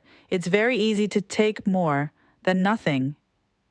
Nobody asked your opinion, said Alice. Who's making personal remarks now? The Hatter asked triumphantly. Alice did not quite know what to say to this, so she helped herself to some tea and bread and butter, and then turned to the Dormouse and repeated her question. Why did they live at the bottom of a well? The Dormouse again took a minute or two to think about it, and then said, It was a treacle well. There's no such thing. Alice was beginning very angrily, but the Hatter and the March Hare went, Shh, shh, and the Dormouse sulkily remarked, If you can't be civil, you'd better finish the story for yourself. No, please go on, Alice said very humbly. I won't interrupt again. I dare say there may be one. One indeed, said the Dormouse indignantly. However, he consented to go on. And so these 3 little sisters, they were learning to draw, you know. What did they draw? Said Alice, quite forgetting her promise. Treacle, said the Dormouse, without considering at all this time. I want a clean cup, interrupted the Hatter. Let's all move one place on. He moved on as he spoke, and the Dormouse followed him. The March Hare moved into the Dormouse's place, and Alice rather unwillingly took the place of the March Hare. The Hatter was the only one who got any advantage from the change, and Alice was a good deal worse off than before, as the March Hare had just upset the milk jug into his plate. Alice did not wish to offend the Dormouse again, so she began very cautiously. But I don't understand. Where did they draw the treacle from? You can draw water out of a water well, said the Hatter. So I should think you could draw a treacle out of a treacle well. Stupid. But they were in the well, Alice said to the Dormouse, not choosing to notice this last remark. Of course they were, said the Dormouse. Well in. This answer so confused poor Alice that she let the Dormouse go on for some time without interrupting it. They were learning to draw, the Dormouse went on, yawning and rubbing its eyes, for it was getting very sleepy. And they drew all manner of things, everything that begins with an M. Why with an M? Said Alice. Why not? Said the March Hare. Alice was silent. The Dormouse had closed its eyes by this time and was going off into a doze. But on being pinched by the Hatter, it woke up again with a little shriek and went on. That begins with an M, such as mousetraps and the moon and memory and muchness. You know you say, things are much of a muchness. Did you ever see such a thing as a drawing of a muchness? Really, now you ask me, said Alice, very much confused. I don't think. Then you shouldn't talk, said the Hatter. This piece of rudeness was more than Alice could bear. She got up in great disgust and walked off.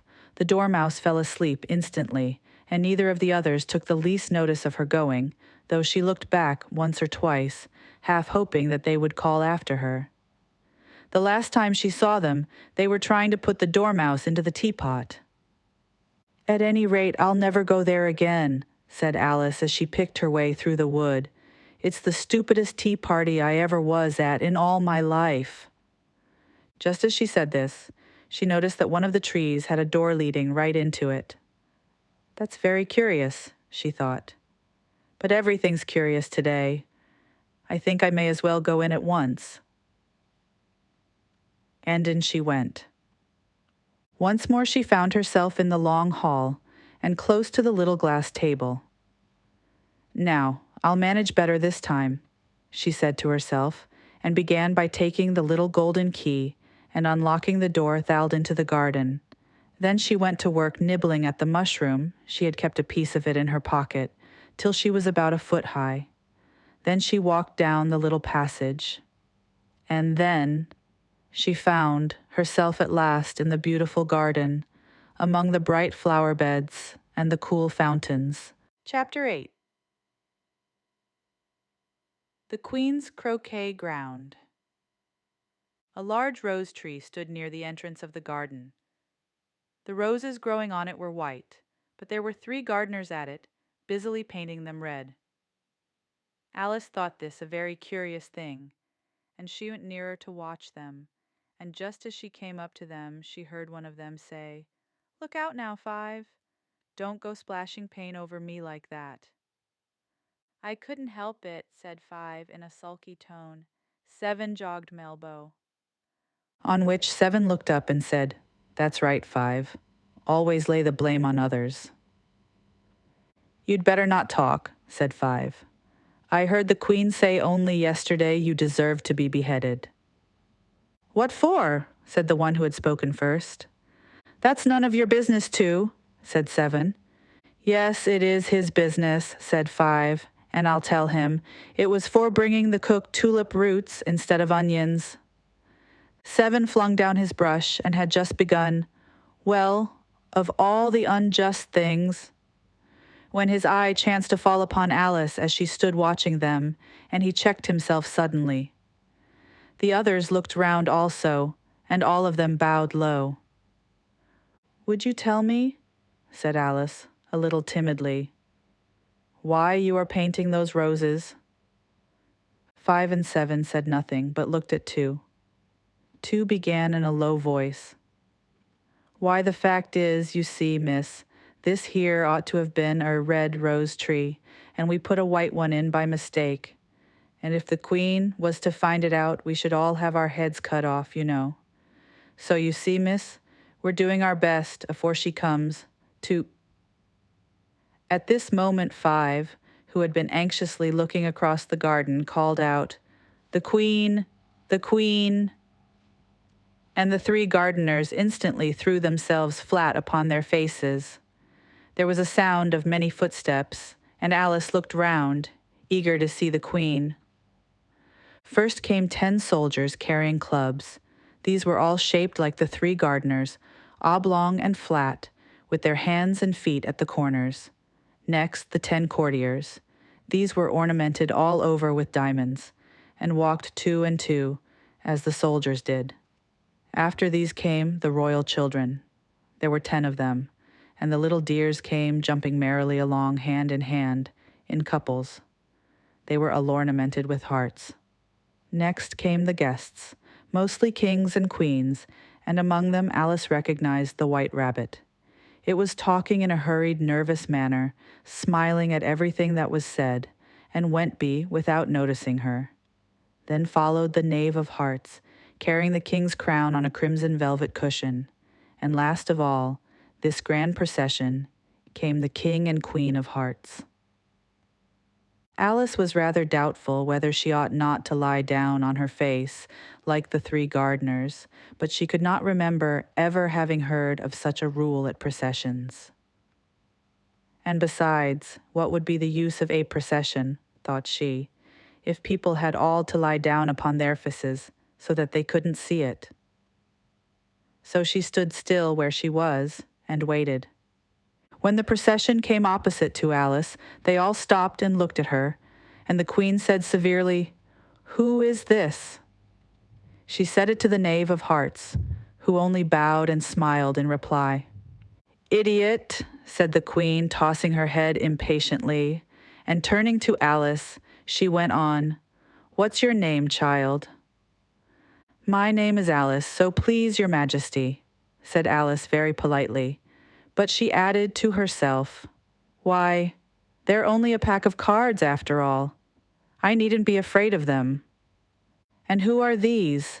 said the Queen, pointing to the 3 gardeners who were lying round the rose tree.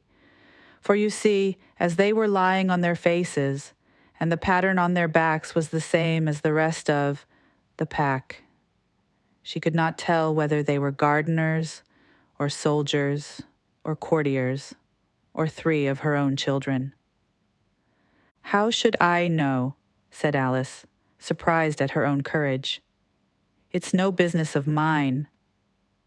The Queen turned crimson with fury, and after glaring at her for armament like a wild beast, screamed, "Off with her head! Off!" "Nonsense," said Alice, very loudly and decidedly, and the Queen wassailed. The King laid his hand upon her arm and timidly said, "Consider, my dear, she is only a child." The Queen turned angrily away from him and said to the knave, "Turn them over." The knave did so, very carefully, with one foot. "Get up," said the Queen in a shrill, loud voice, and the 3 gardeners instantly jumped up and began bowing to the King, the Queen, the royal children, and everybody else. "Leave off that," screamed the Queen. "You make me giddy." And then turning to the rose tree, she went on, "What have you been doing here?" "May it please your Majesty," said Two, in a very humble tone, going down on one knee as he spoke. "We were trying." "I see," said the Queen, who had meanwhile been examining the roses. "Off with their heads." And the procession moved on, 3 of the soldiers remaining behind to execute the unfortunate gardeners, who ran to Alice for protection. "You shan't be beheaded," said Alice, and she put them into a large flower pot that stood near. The 3 soldiers wandered about for a minute or 2, looking for them, and then quietly marched off after the others. "Are their heads off?" shouted the Queen. "Their heads are gone, if it please your Majesty," the soldiers shouted in reply. "That's right," shouted the Queen. "Can you play croquet?" The soldiers were silent and looked at Alice as the question was evidently meant for her. "Yes," shouted Alice. "Come on then," roared the Queen, and Alice joined the procession, wondering very much what would happen next. It's a very fine day," said a timid voice at her side. She was walking by the White Rabbit, who was peeping anxiously into her face. "Very," said Alice. "Where's the Duchess?" "Hush, hush," said the rabbit in a low, hurried tone.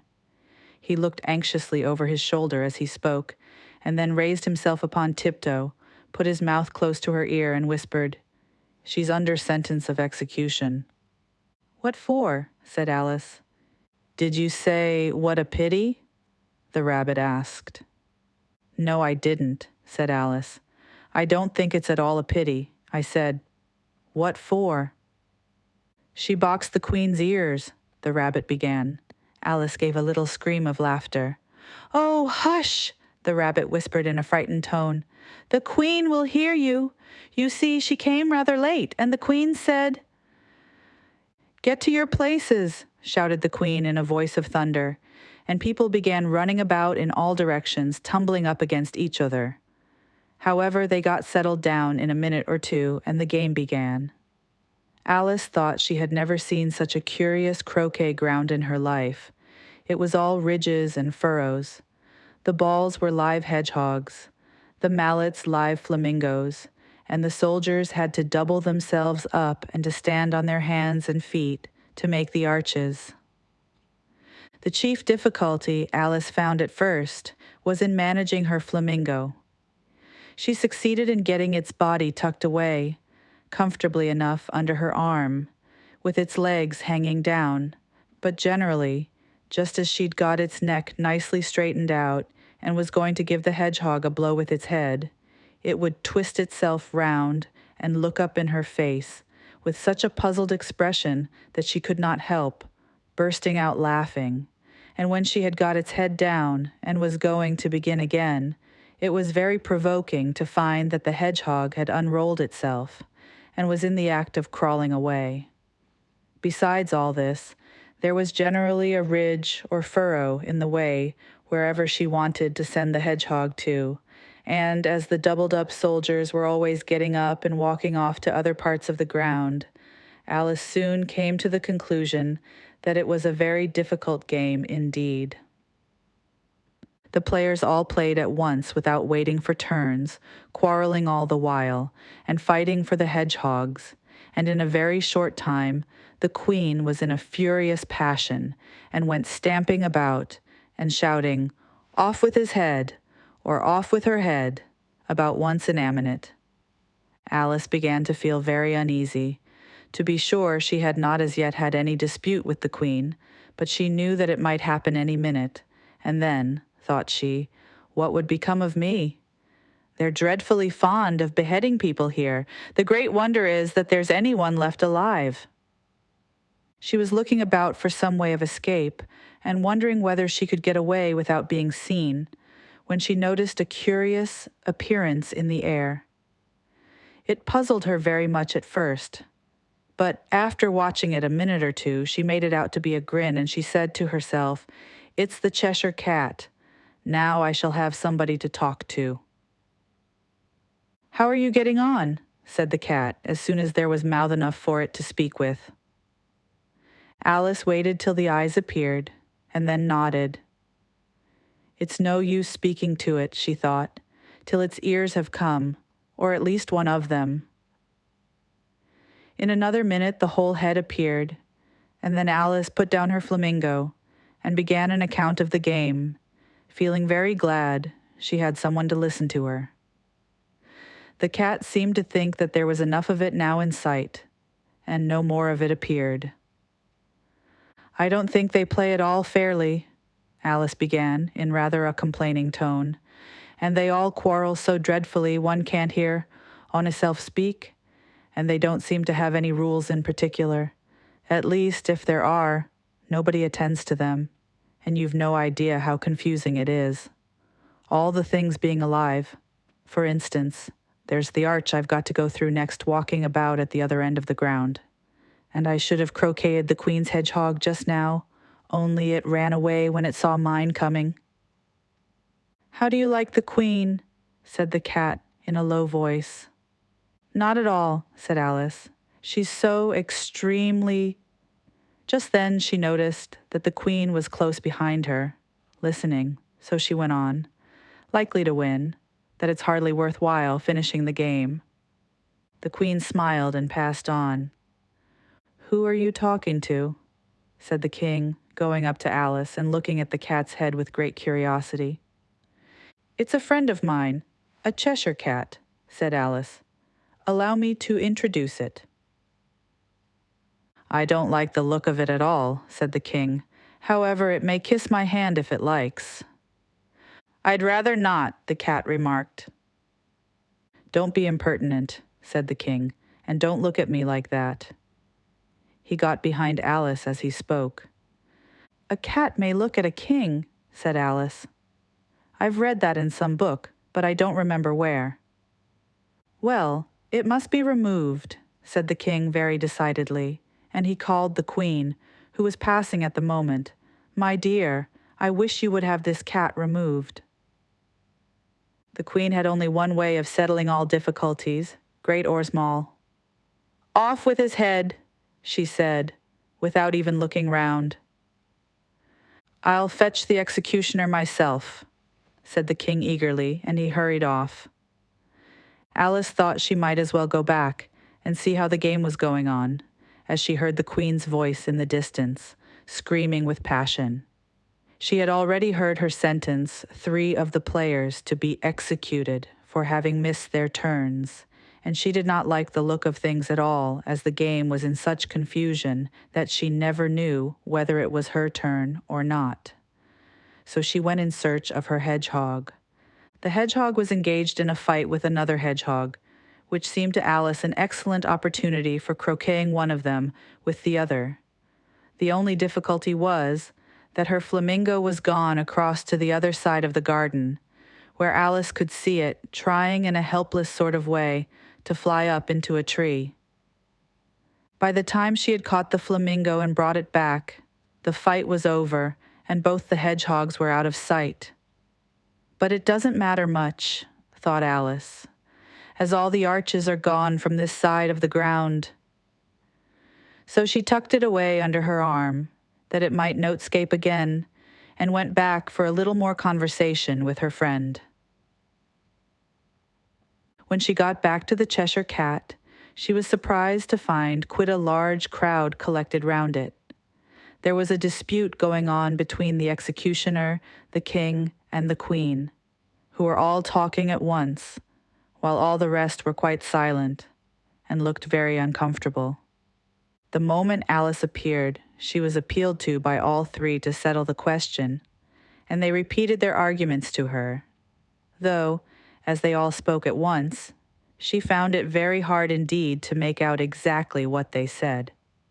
The executioner's argument was that you couldn't cut off a head unless there was a body to cut it off from, that he had never had to do such a thing before, and he wasn't going to begin at his time of life. The king's argument was that anything that had a head could be beheaded, and that you weren't to talk nonsense. The queen's argument was that if something wasn't done about it in less than no time, she'd have everybody executed all round. It was this last remark that had made the whole party look so grave and anxious. Alice could think of nothing else to say but, "It belongs to the Duchess. You'd better ask her about it." "She's in prison," the queen said to the executioner. "Fetch her here." And the executioner went off like an arrow. The cat's head began fading away the moment he was gone, and by the time he had come back with the Duchess, it had entirely disappeared. So the king and the executioner ran wildly up and down looking for it, while the rest of the party went back to the game. Chapter 9. The Mock Turtle's Story. "You can't think how glad I am to see you again, you dear old thing," said the Duchess, as she tucked her arm affectionately into Alice's, and they walked off together. Alice was very glad to find her in such a pleasant temper, and thought to herself that perhaps it was only the pepper that had made her so savage when they met in the kitchen. "When I'm a duchess," she said to herself, not in a very hopeful tone though, "I won't have any pepper in my kitchen at all. Soup does very well without. Maybe it's always pepper that makes people hot-tempered," she went on, very much pleased at having found out a new kind of rule, "and vinegar that makes them sour, and chamomile that makes them bitter, and barley sugar and such things that make children sweet-tempered. I only wish people knew that. Then they wouldn't be so stingy about it, you know."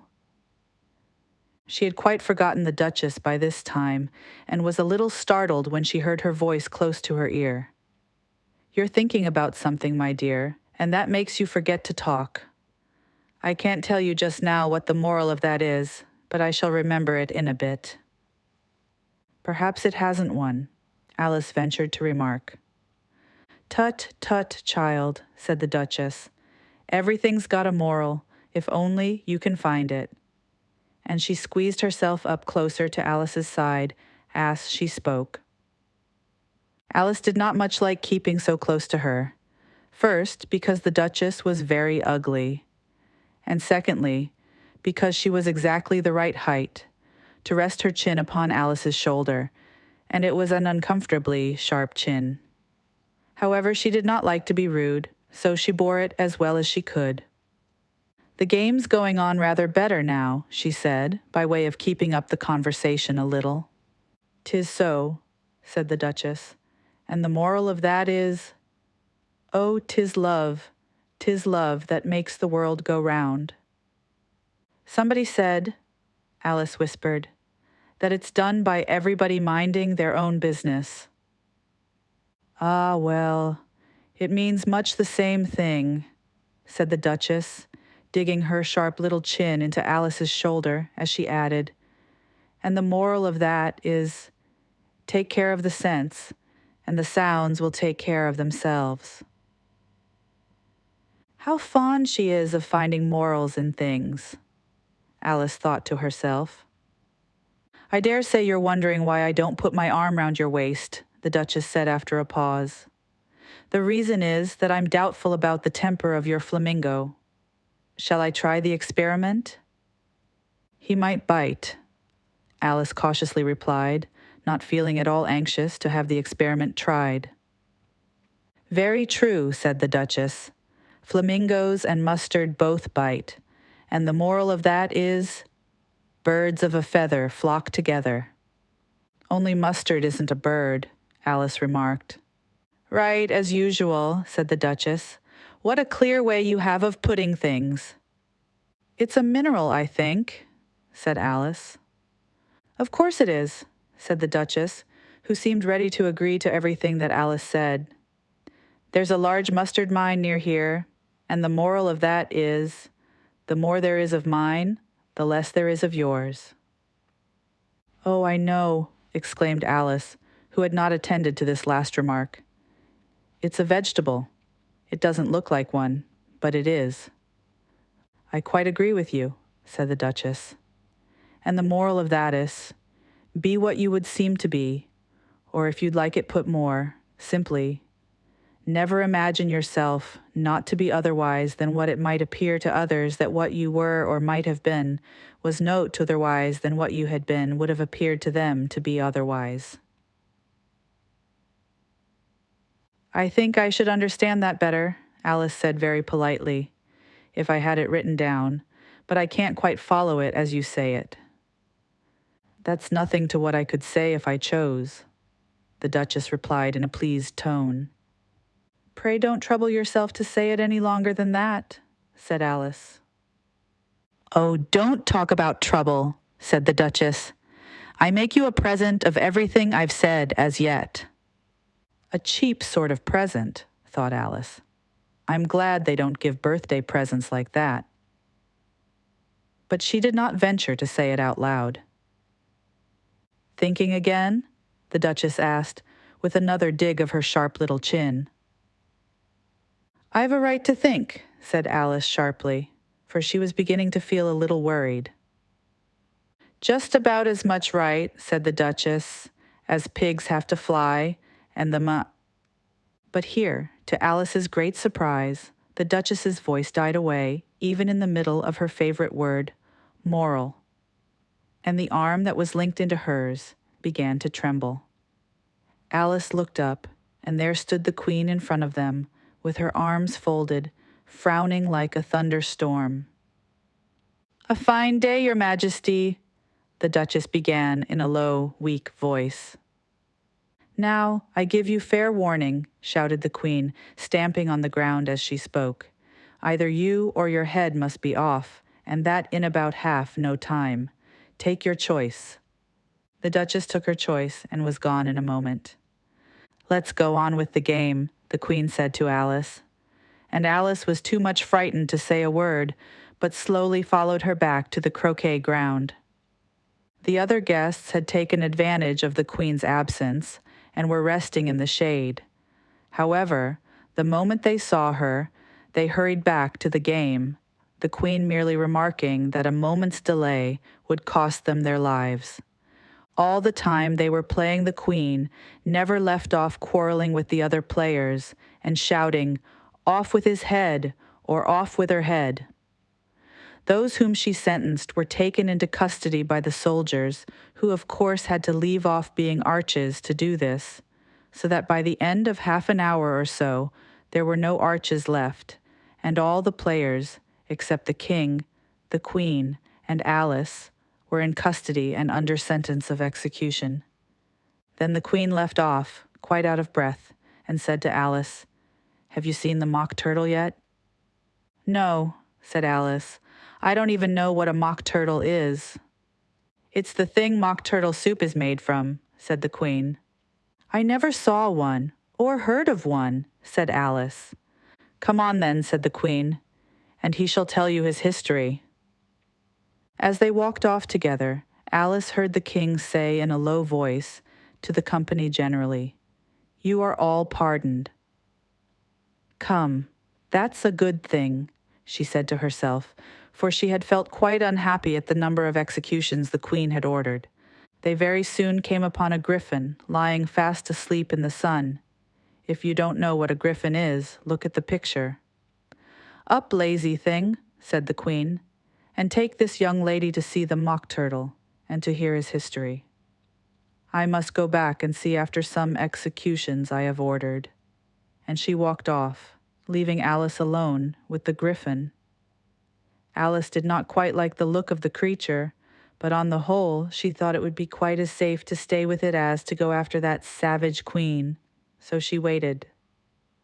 The griffon sat up and rubbed its eyes. Then it watched the Queen till she was out of sight. Then it chuckled.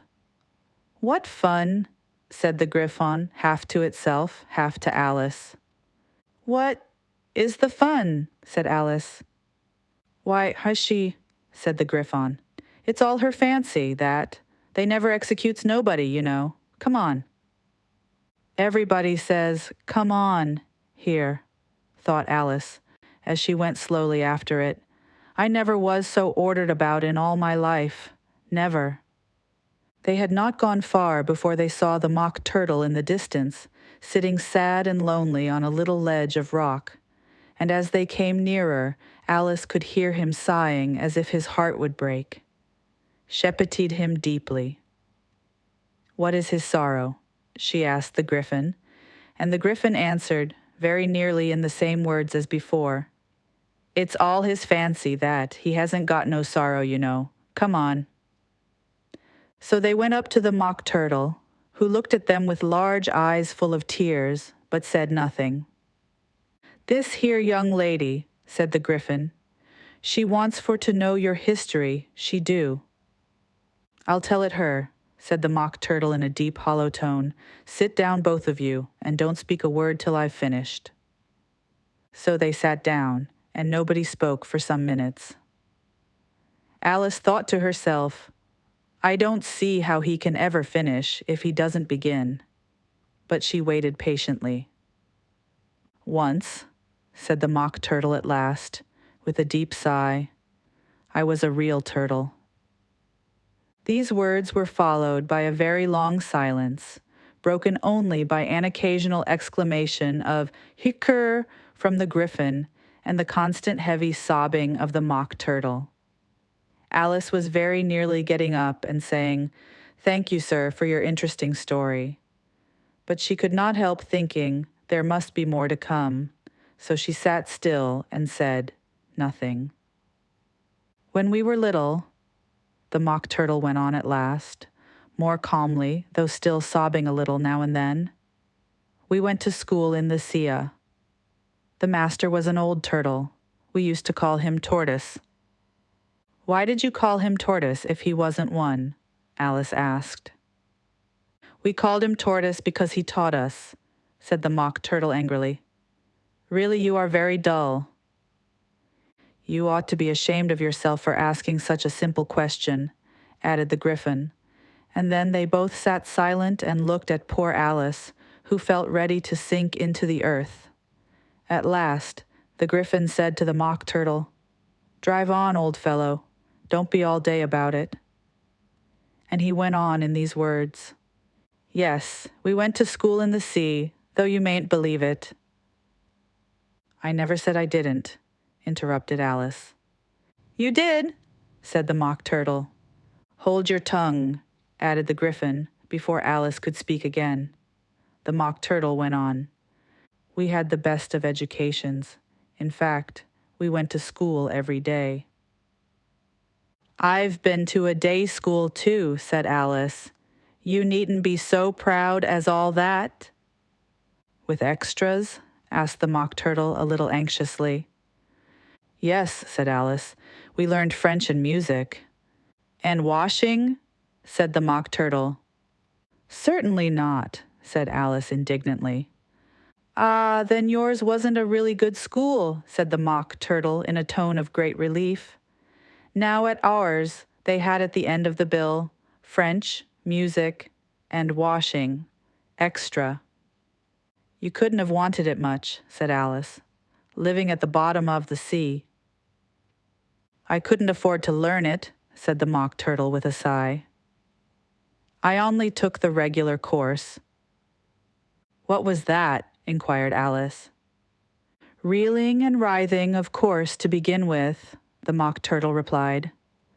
And then the different branches of arithmetic, ambition, distraction, uglification, and derision. I never heard of uglification, Alice ventured to say. What is it? The Griffin lifted up both its paws in surprise. What? Never heard of uglifying? It exclaimed. You know what to beautify is, I suppose? Yes, said Alice doubtfully. It means to make anything prettier. Well then, the Griffin went on, if you don't know what to uglify is, you are a simpleton.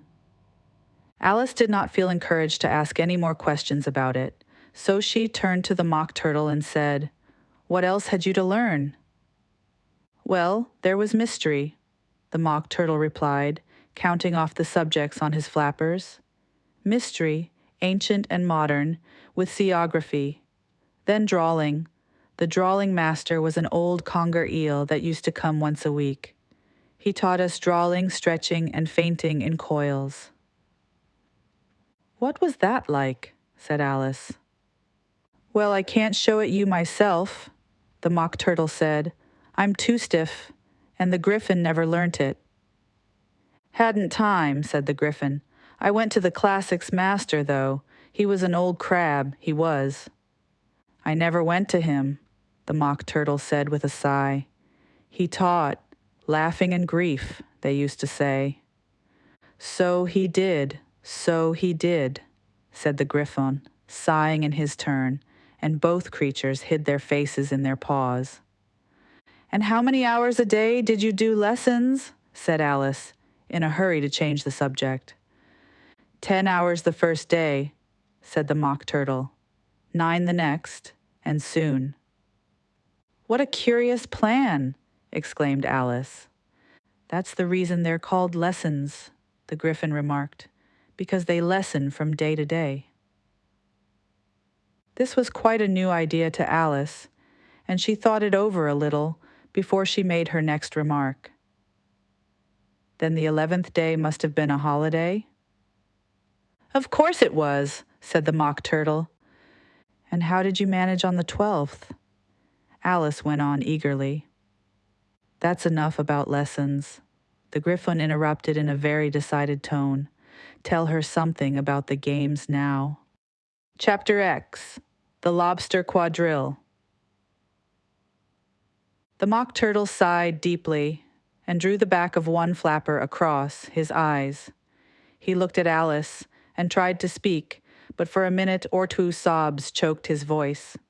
Same as if he had a bone in his throat, said the Griffin, and it set to work shaking him and punching him in the back. At last the Mock Turtle recovered his voice, and with tears running down his cheeks, he went on again. You may not have lived much under the sea. I haven't, said Alice. And perhaps you were never even introduced to a lobster. Alice began to say, I once tasted, but checked herself hastily and said, no, never. So you can have no idea what a delightful thing a lobster quadrille is. No, indeed, said Alice. What sort of a dance is it? Why, said the Griffin, you first form into a line along the Zia shore. 2 lines, cried the Mock Turtle. Seals, turtles, salmon, and so on. Then when you've cleared all the jellyfish out of the way. That generally takes some time, interrupted the Griffin. You advance twice. Each with a lobster as a partner, cried the Griffin. Of course, the Mock Turtle said. Advance twice, set to partners. Change lobsters and retire in same order, continued the Griffin. Then, you know, the Mock Turtle went on, You throw the lobsters, shouted the Griffin with a bound into the air. As far out to sea as you can. Swim after them, screamed the Griffon. Turn a somersault in the sea, cried the Mock Turtle, capering wildly about. Change lobsters again, yelled the Griffin at the top of its voice.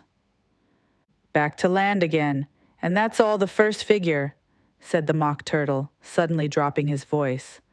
And the two creatures, who had been jumping about like mad things all this time, sat down again very sadly and quietly, and looked at Alice.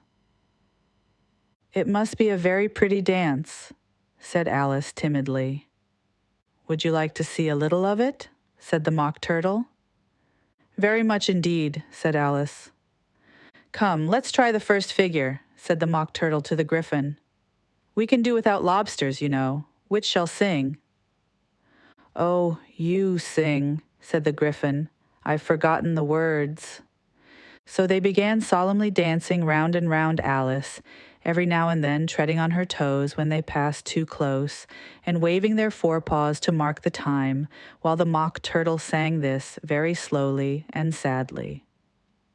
Will you walk a little faster? Said a whiting to a snail. There's a porpoise close behind us, and he's treading on my tail. See how eagerly the lobsters and the turtles all advance. They are waiting on the shingle.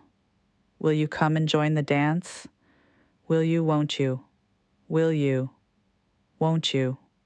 Will you join the dance? Will you, won't you? Will you, won't you? Won't you join the dance? You can really have no notion how delightful it will be when they take us up and throw us with the lobsters out to sea. But the snail replied, too far, and gave a look askance. Said he thanked the whiting kindly, but he would not join the dance. Would not, could not, would not, could not, would not join the dance. Would not, could not, would not, could not join the dance. What matters it how far we go? His scaly friend replied. There is another shore, you know, upon the other side. The further off from England, the nearer is to France. Then turn not pale, beloved snail, but come and join the dance. Will you, won't you, will you, won't you, will you join the dance? Will you, won't you, will you, won't you join the dance? Thank you. It's a very interesting dance to watch, said Alice, feeling very glad that it was over at last. And I do so like that curious song about the whiting. Oh, as to the whiting, said the Mock Turtle, you've seen them, of course. Yes, said Alice. I've often seen them at Din. She checked herself hastily. I don't know where Din may be, said the Mock Turtle, but if you've seen them so often, of course you know what they're like. I believe so, Alice replied thoughtfully. They have their tails in their mouths, and they're all over crumbs. You're wrong about the crumbs, said the Mock Turtle. Crumbs would all wash off in the sea. But they have their tails in their mouths, and the reason is... Here the Mock Turtle yawned and shut his eyes. Tell her about the reason and all that, he said to the Griffon. The reason is, said the Griffon, that they would go with the lobsters to the dance, so they got thrown out to sea, so they had to fall a long way, so they got their tails fast in their mouths, so they couldn't get them out again, that's all. Thank you, said Alice. It's very interesting. I never knew so much about a whiting before. I can tell you more than that if you like, said the Griffin. Do you know why it's called a whiting? I never thought about it, said Alice. Why? It does the boots and shoes, the Griffin replied very solemnly. Alice was thoroughly puzzled. Does the boots and shoes, she repeated in a wondering tone. Why, what are your shoes done with? Said the Griffin. I mean, what makes them so shiny? Alice looked down at them and considered a little before she gave her answer. They're done with blacking, I believe. Boots and shoes under the sea, the Griffin went on in a deep voice, are done with a whiting. Now you know. And what are they made of? Alice asked in a tone of great curiosity. Soles and eels, of course, the Griffin replied rather impatiently. Any shrimp could have told you that. If I'd been the whiting, said Alice, whose thoughts were still running on the song, I'd have said to the porpoise, keep back, please. We don't want you with us. They were obliged to have him with them, the Mock Turtle said. No wise fish would go anywhere without a porpoise. Wouldn't it really? Said Alice in a tone of great surprise. Of course not, said the Mock Turtle. Why, if a fish came to me and told me he was going a journey, I should say, with what porpoise? Don't you mean purpose? Said Alice. I mean what I say, the Mock Turtle replied in an offended tone. And the Griffin added, Come, let's hear some of your adventures. I could tell you my adventures, beginning from this morning, said Alice a little timidly, but it's no use going back to yesterday, because I was a different person then. Explain all that, said the Mock Turtle. No, the adventures first, said the Griffin in an impatient tone. Explanations take such a dreadful time. So Alice began telling them her adventures from the time when she first saw the White Rabbit. She was a little nervous about it just at first. The two creatures got so close to her, one on each side, and opened their eyes and mouths so very wide, but she gained courage as she went on. Her listeners were perfectly quiet till she got to the part about her repeating, You are old, Father William, to the caterpillar, and the words all coming different. And then the Mock Turtle drew a long breath and said, That's very curious. It's all about as curious as it can be, said the Griffin. It all came different, the Mock Turtle repeated thoughtfully. You should like to hear her try and repeat something now. Tell her to begin. He looked at the Griffin as if he thought it had some kind of authority over Alice. Stand up and repeat. 'Tis the voice of the sluggard, said the Griffon. How the creatures order one about and make one repeat lessons, thought Alice. I might as well be at school at once. However, she got up and began to repeat it, but her head was so full of the lobster quadrille that she hardly knew what she was saying, and the words came every queer indeed. 'Tis the voice of the lobster. I heard him declare, You have baked me too brown, I must sugar my hair. As a duck with its eyelids, so he with his nose trims his belt and his buttons and turns out his toes.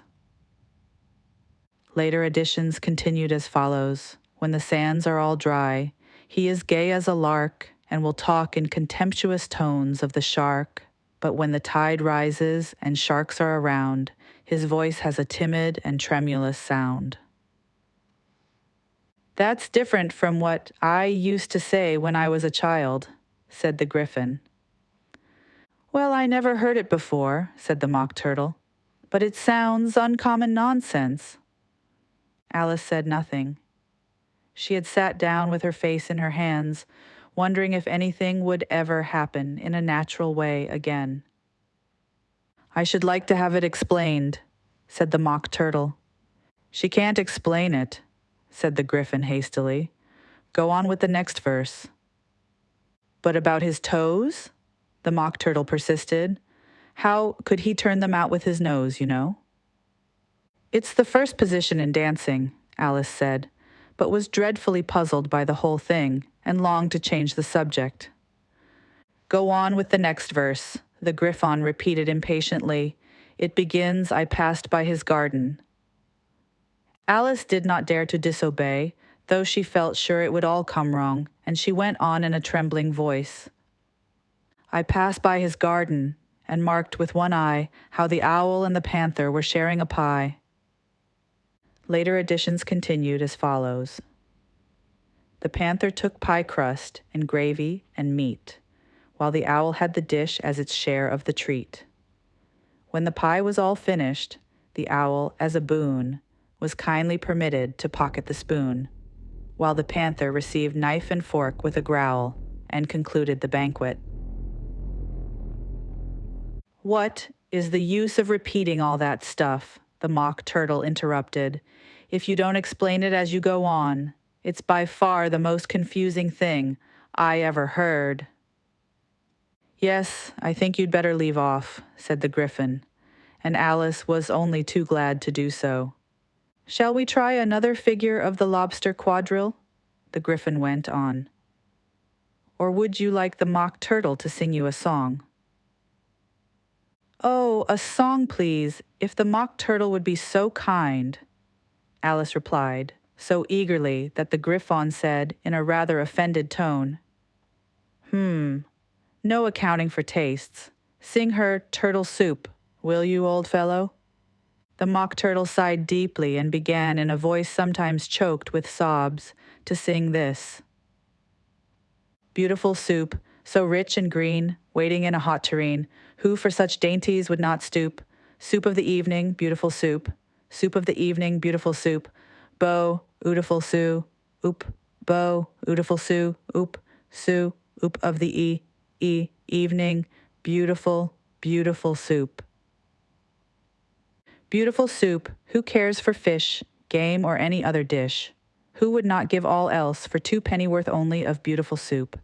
Pennyworth only of beautiful soup. Bo, ootiful sue, oop. Bo, ootiful sue, oop, of the evening, beautiful, beauty, fall soup. Chorus again, cried the Gryphon, and the mock turtle had just begun to repeat it when a cry of "The trial's beginning" was heard in the distance. Come on, cried the Gryphon, and taking Alice by the hand, it hurried off, without waiting for the end of the song. What trial is it? Alice panted as she ran, but the Gryphon only answered, Come on, and ran the faster, while more and more faintly came, carried on the breeze that followed them, the melancholy words, Sue, oop of the evening, beautiful, beautiful soup. Chapter 10. Who stole the tarts? The King and Queen of Hearts were seated on their throne when they arrived, with a great crowd assembled about them, all sorts of little birds and beasts, as well as the whole pack of cards. The knave was standing before them in chains, with a soldier on each side to guard him, and near the king was the white rabbit, with a trumpet in one hand and a scroll of parchment in the other. In the very middle of the court was a table, with a large dish of tarts upon it. They looked so good that it made Alice quite hungry to look at them. I wish they'd get the trial done, she thought, and hand round the refreshments. But there seemed to be no chance of this, so she began looking at everything about her to pass away the time. Alice had never been in a court of justice before, but she had read about them in books, and she was quite pleased to find that she knew the name of nearly everything there. That's the judge, she said to herself, because of his great wig. The judge, by the way, was the king, and as he wore his crown over the wig, look at the frontispiece if you want to see how he did it, he did not look at all comfortable, and it was certainly not becoming. And that's the jury box, thought Alice. And those 12 creatures, she was obliged to say, creatures, you see, because some of them were animals, and some were birds. I suppose they are the jurors. She said this last word 2 or 3 times over to herself, being rather proud of it, for she thought, and rightly too, that very few little girls of her age knew the meaning of it at all. However, jurymen would have done just as well. The 12 jurors were all writing very busily on slates. What are they doing? Alice whispered to the Gryphon. They can't have anything to put down yet, before the trial's begun. They're putting down their names, the Gryphon whispered in reply, for fear they should forget them before the end of the trial. "Stupid things," Alice began in a loud, indignant voice, but she stopped hastily, for the White Rabbit cried out, "Silence in the court!" And the king put on his spectacles and looked anxiously round to make out who was talking. Alice could see, as well as if she were looking over their shoulders, that all the jurors were writing down "stupid things" on their slates, and she could even make out that one of them didn't know how to spell "stupid," and that he had to ask his neighbor to tell him. "A nice muddle their slates will be in before the trial's over," thought Alice. One of the jurors had a pencil that squeaked. This, of course, Alice could not stand, and she went round the court and got behind him, and very soon found an opportunity of taking it away. She did it so quickly that the poor little juror, it was Bill the Lizard, could not make out at all what had become of it. So, after hunting all about for it, he was obliged to write with one finger for the rest of the day, and this was of very little use, as it left no mark on the slate. "Harold, read the accusation," said the king. On this, the White Rabbit blew 3 blasts on the trumpet, and then unrolled the parchment scroll and read as follows. "The Queen of Hearts, she made some tarts, all on a summer day. The Knave of Hearts, he stole those tarts and took them quite away." "Consider your verdict," the king said to the jury. "Not yet, not yet," the rabbit hastily interrupted. "There's a great deal to come before that." "Call the first witness," said the king, and the White Rabbit blew 3 blasts on the trumpet and called out, "First witness." The first witness was the Hatter. He came in with a teacup in one hand and a piece of bread and butter in the other. "I beg pardon, Your Majesty," he began, "for bringing these in, but I hadn't quite finished my tea when I was sent for." "You ought to have finished," said the king. "When did you begin?" The Hatter looked at the March Hare, who had followed him into the court, arm in arm with the Dormouse. 14th of March, I think it was," he said. 15th, said the March Hare. 16th, added the Dormouse. "Write that down," the king said to the jury, and the jury eagerly wrote down all 3 dates on their slates, and then added them up, and reduced the answer to shillings and pence. "Take off your hat," the king said to the Hatter. "It isn't mine," said the Hatter. "Stolen," the king exclaimed, turning to the jury, who instantly made a memorandum of the fact. "I keep them to sell," the Hatter added as an explanation. "I've none of my own. I'm a Hatter." Here the queen put on her spectacles and began staring at the Hatter, who turned pale and fidgeted. "Give your evidence," said the king, "and don't be nervous, or I'll have you executed on the spot." This did not seem to encourage the witness at all. He kept shifting from one foot to the other, looking uneasily at the queen, and in his confusion he bit a large piece out of his teacup instead of the bread and butter. Just at this moment Alice felt a very curious sensation, which puzzled her a good deal until she made out what it was. She was beginning to grow larger again, and she thought at first she would get up and leave the court. But on second thoughts she decided to remain where she was as long as there was room for her. "I wish you wouldn't squeeze so," said the Dormouse, who was sitting next to her. "I can hardly breathe." "I can't help it," said Alice very meekly. "I'm growing." "You've no right to grow here," said the Dormouse. "Don't talk nonsense," said Alice more boldly. "You know you're growing too." "Yes, but I grow at a reasonable pace," said the Dormouse. "Not in that ridiculous fashion." And he got up very sulkily and crossed over to the other side of the court. All this time the queen had never left off staring at the Hatter, and just as the Dormouse crossed the court, she said to one of the officers of the court, Bring me the list of the singers in the last concert, on which the wretched hatter trembled so that he shook both his shoes off.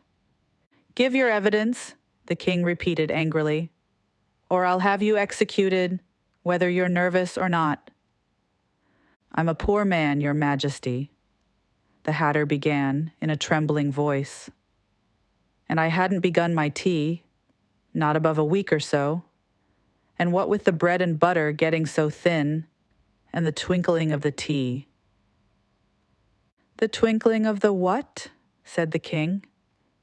It began with the tea, the hatter replied. Of course, twinkling begins with a T, said the king sharply.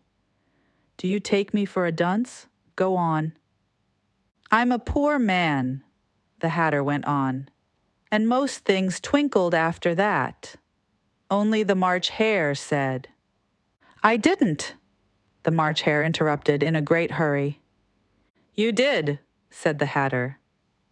I deny it, said the March hare. He denies it, said the king. Leave out that part. Well, at any rate, the dormouse said. The hatter went on, looking anxiously round to see if he would deny it too. But the dormouse denied nothing, being fast asleep. After that, continued the hatter, I cut some more bread and butter. But what did the dormouse say? One of the jury asked. That I can't remember, said the hatter. You must remember, remarked the king, or I'll have you executed. The miserable hatter dropped his teacup and bread and butter and went down on one knee. I'm a poor man, your majesty, he began. You're a very poor speaker, said the king.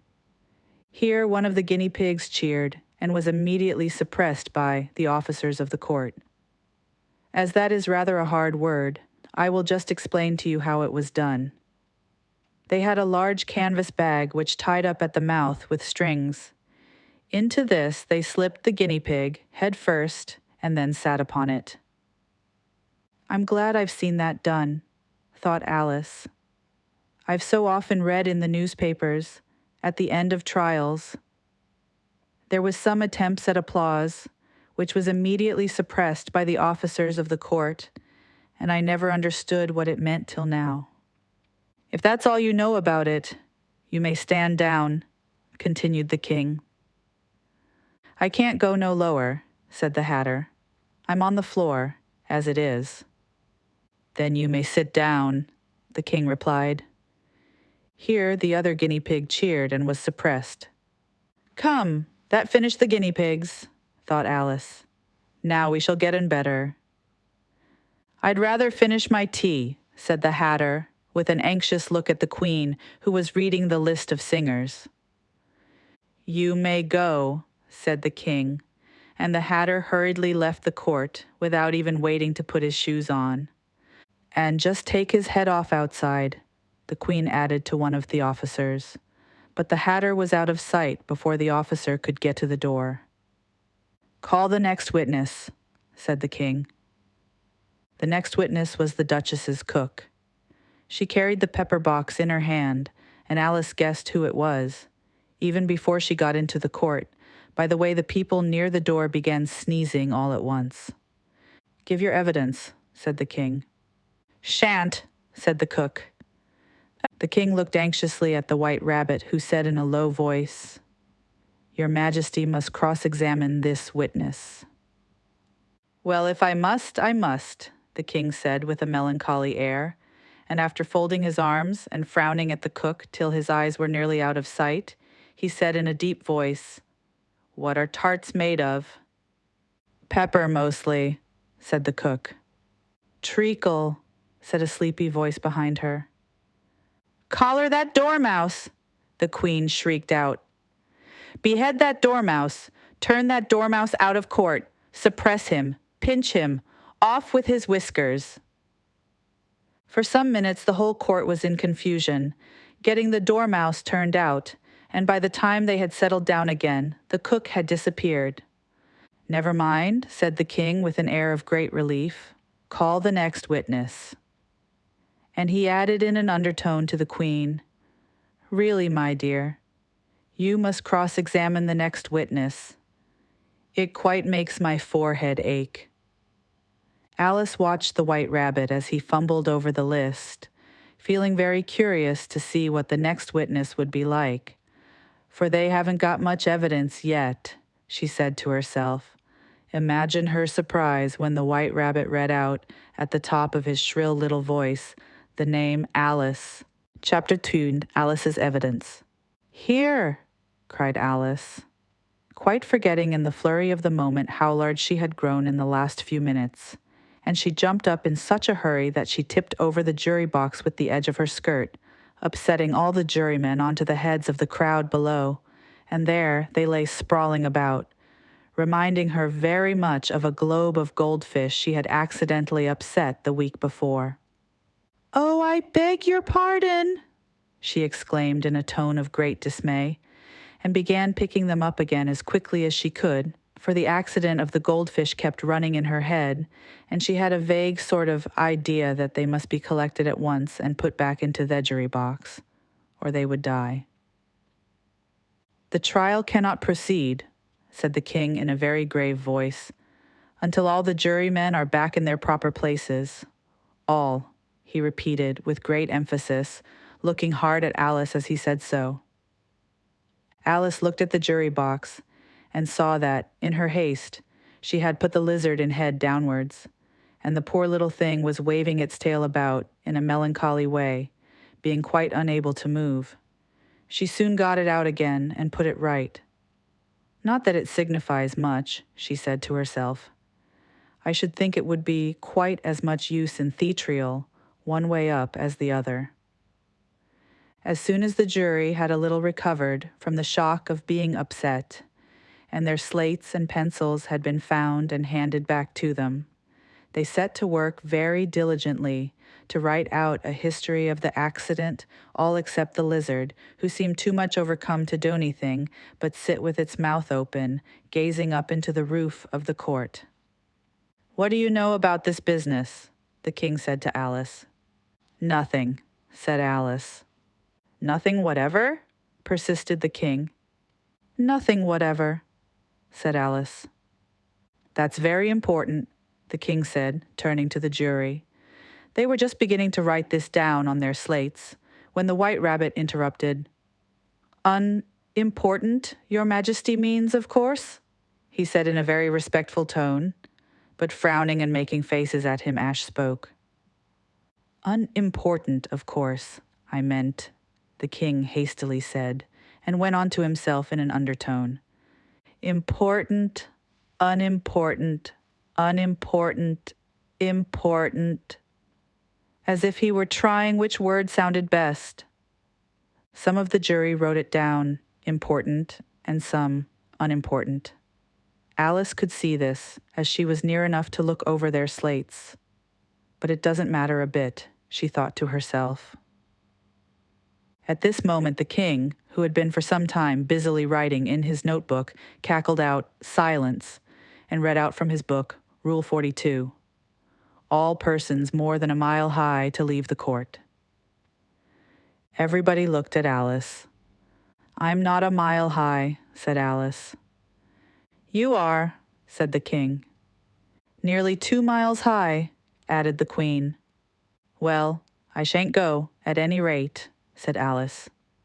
"Besides, that's not our regular rule. You invented it just now." "It's the oldest rule in the book," said the king. "Then it ought to be number 1, said Alice. The king turned pale and shut his notebook hastily. "Consider your verdict," he said to the jury in a low, trembling voice. "There's more evidence to come yet, please your majesty," said the White Rabbit, jumping up in a great hurry. "This paper has just been picked up." "What's in it?" said the queen. "I haven't opened it yet," said the White Rabbit, "but it seems to be a letter written by the prisoner to somebody." "It must have been that," said the king, "unless it was written to a body, which isn't usual, you know." "Who is it directed to?" said one of the jurymen. "It isn't directed at all," said the White Rabbit. In fact, there's nothing written on the outside." He unfolded the paper as he spoke and added, "It isn't a letter, after all. It's a set of verses." "Are they in the prisoner's handwriting?" asked another of the jurymen. "No, they're not," said the White Rabbit. "And that's the queerest thing about it." The jury all looked puzzled. "He must have imitated somebody else's hand," said the king. The jury all brightened up again. "Please, your majesty," said the knave. "I didn't write it, and they can't prove I did. There's no name signed at the end." "If you didn't sign it," said the king, "that only makes the matter worse. You must have meant some mischief, or else you'd have signed your name like an honest man." There was a general clapping of hands at this. It was the first really clever thing the king had said that day. "That proves his guilt," said the queen. "It proves nothing of the sort," said Alice. "Why, you don't even know what they're about." "Read them," said the king. The White Rabbit put on his spectacles. "Where shall I begin, please, your majesty?" he asked. "Begin at the beginning," the king said gravely, "and go on till you come to the end, then stop." These were the verses the White Rabbit read. "They told me you had been to her and mentioned me to him. She gave me a good character, but said I could not swim. He sent them word I had not gone. We know it to be true. If she should push the matter on, what would become of you? I gave her one, they gave him two. You gave us three or more. They all returned from him to you, though they were mine before. If I or she should chance to be involved in this affair, he trusts to you to set them free, exactly as we were. My notion was that you had been, before she had this fit, an obstacle that came between him and ourselves and it. Don't let him know she liked them best, for this must ever be a secret, kept from all the rest, between yourself and me." "All right, that's the most important piece of evidence we've heard yet," said the king, rubbing his hands. "So now let the jury—" "If any one of them can explain it," said Alice. She had grown so large in the last few minutes that she wasn't a bit afraid of interrupting him. "I'll give him 6 pence. I don't believe there's an atom of meaning in it." The jury all wrote down on their slates, "She doesn't believe there's an atom of meaning in it," but none of them attempted to explain the paper. "If there's no meaning in it," said the king, "that saves a world of trouble, you know, as we needn't try to find any. And yet, I don't know," he went on, spreading out the verses on his knee and looking at them with one eye. "I seem to see some meaning in them after all. Said I could not swim. You can't swim, can you?" he added, turning to the knave. The knave shook his head sadly. "Do I look like it?" he said, which he certainly did not, being made entirely of cardboard. "All right so far," said the king, and he went on muttering over the verses to himself. "We know it to be true." That's the jury, of course. I gave her one, they gave him two. Why, that must be what he did with the tarts, you know. But it goes on. They all returned from him to you, said Alice. Why, there they are, said the king triumphantly, pointing to the tarts on the table. Nothing can be clearer than that. Then again, before she had this fit. You never had fits, my dear, I think, he said to the queen. Never, said the queen furiously, throwing an inkstand at the Lizard as she spoke. The unfortunate little Bill had left off writing on his slate with one finger, as he found it made no mark, but he now hastily began again, using the ink that was trickling down his face, as long as it lasted. Then the words don't fit you, said the king, looking round the court with a smile. There was a dead silence. It's a pun, the king added in an offended tone, and everybody laughed. "Let the jury consider their verdict," the king said, for about the 20th time that day. "No, no," said the queen. "Sentence first, verdict afterwards." "Stuff and nonsense," said Alice loudly. "The idea of having the sentence first." "Hold your tongue," said the queen, turning purple. "I won't," said Alice. "Off with her head," the queen shouted at the top of her voice. Nobody moved. "Who cares for you?" said Alice. She had grown to her full size by this time. "You're nothing but a pack of cards." At this, the whole pack rose up into the air and came flying down upon her. She gave a little scream, half of fright and half of anger, and tried to beat them off, and found herself lying on the bank, with her head in the lap of her sister, who was gently brushing away some dead leaves that had fluttered down from the trees upon her face. "Wake up, Alice, dear," said her sister. "Why, what a long sleep you've had." "Oh, I've had such a curious dream," said Alice, and she told her sister, as well as she could remember them, all these strange adventures of hers that you have just been reading about.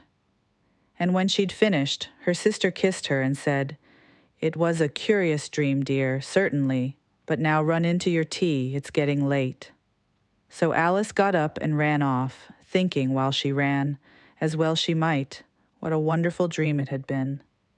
But her sister sat still just as she left her, leaning her head on her hand, watching the setting sun, and thinking of little Alice and all her wonderful adventures, till she too began dreaming after a fashion, and this was her dream. First, she dreamed of little Alice herself, and once again the tiny hands were clasped upon her knee, and the bright, eager eyes were looking up into hers. She could hear the very tones of her voice, and see that queer little toss of her head to keep back the wandering hair that would always get into her eyes. And still as she listened, or seemed to listen, the whole place around her became alive with the strange creatures of her little sister's dream. The long grass rustled at her feet as the white rabbit hurried by. The frightened mouse splashed his way through the neighboring pool. She could hear the rattle of the teacups as the March Hare and his friends shared their never-ending meal, and the shrill voice of the queen ordering off her unfortunate guests to execution. Once more the pig baby was sneezing on the Duchess's knee, while plates and dishes crashed around it. Once more the shriek of the griffin, the squeaking of the lizard's slate pencil, and the choking of the suppressed guinea pigs filled the air, mixed up with the distant sobs of the miserable mock turtle. So she sat on with closed eyes and half believed herself in Wonderland, though she knew she had but to open them again, and all would change to dull reality. The grass would be only rustling in the wind, and the pool rippling to the waving of the reeds.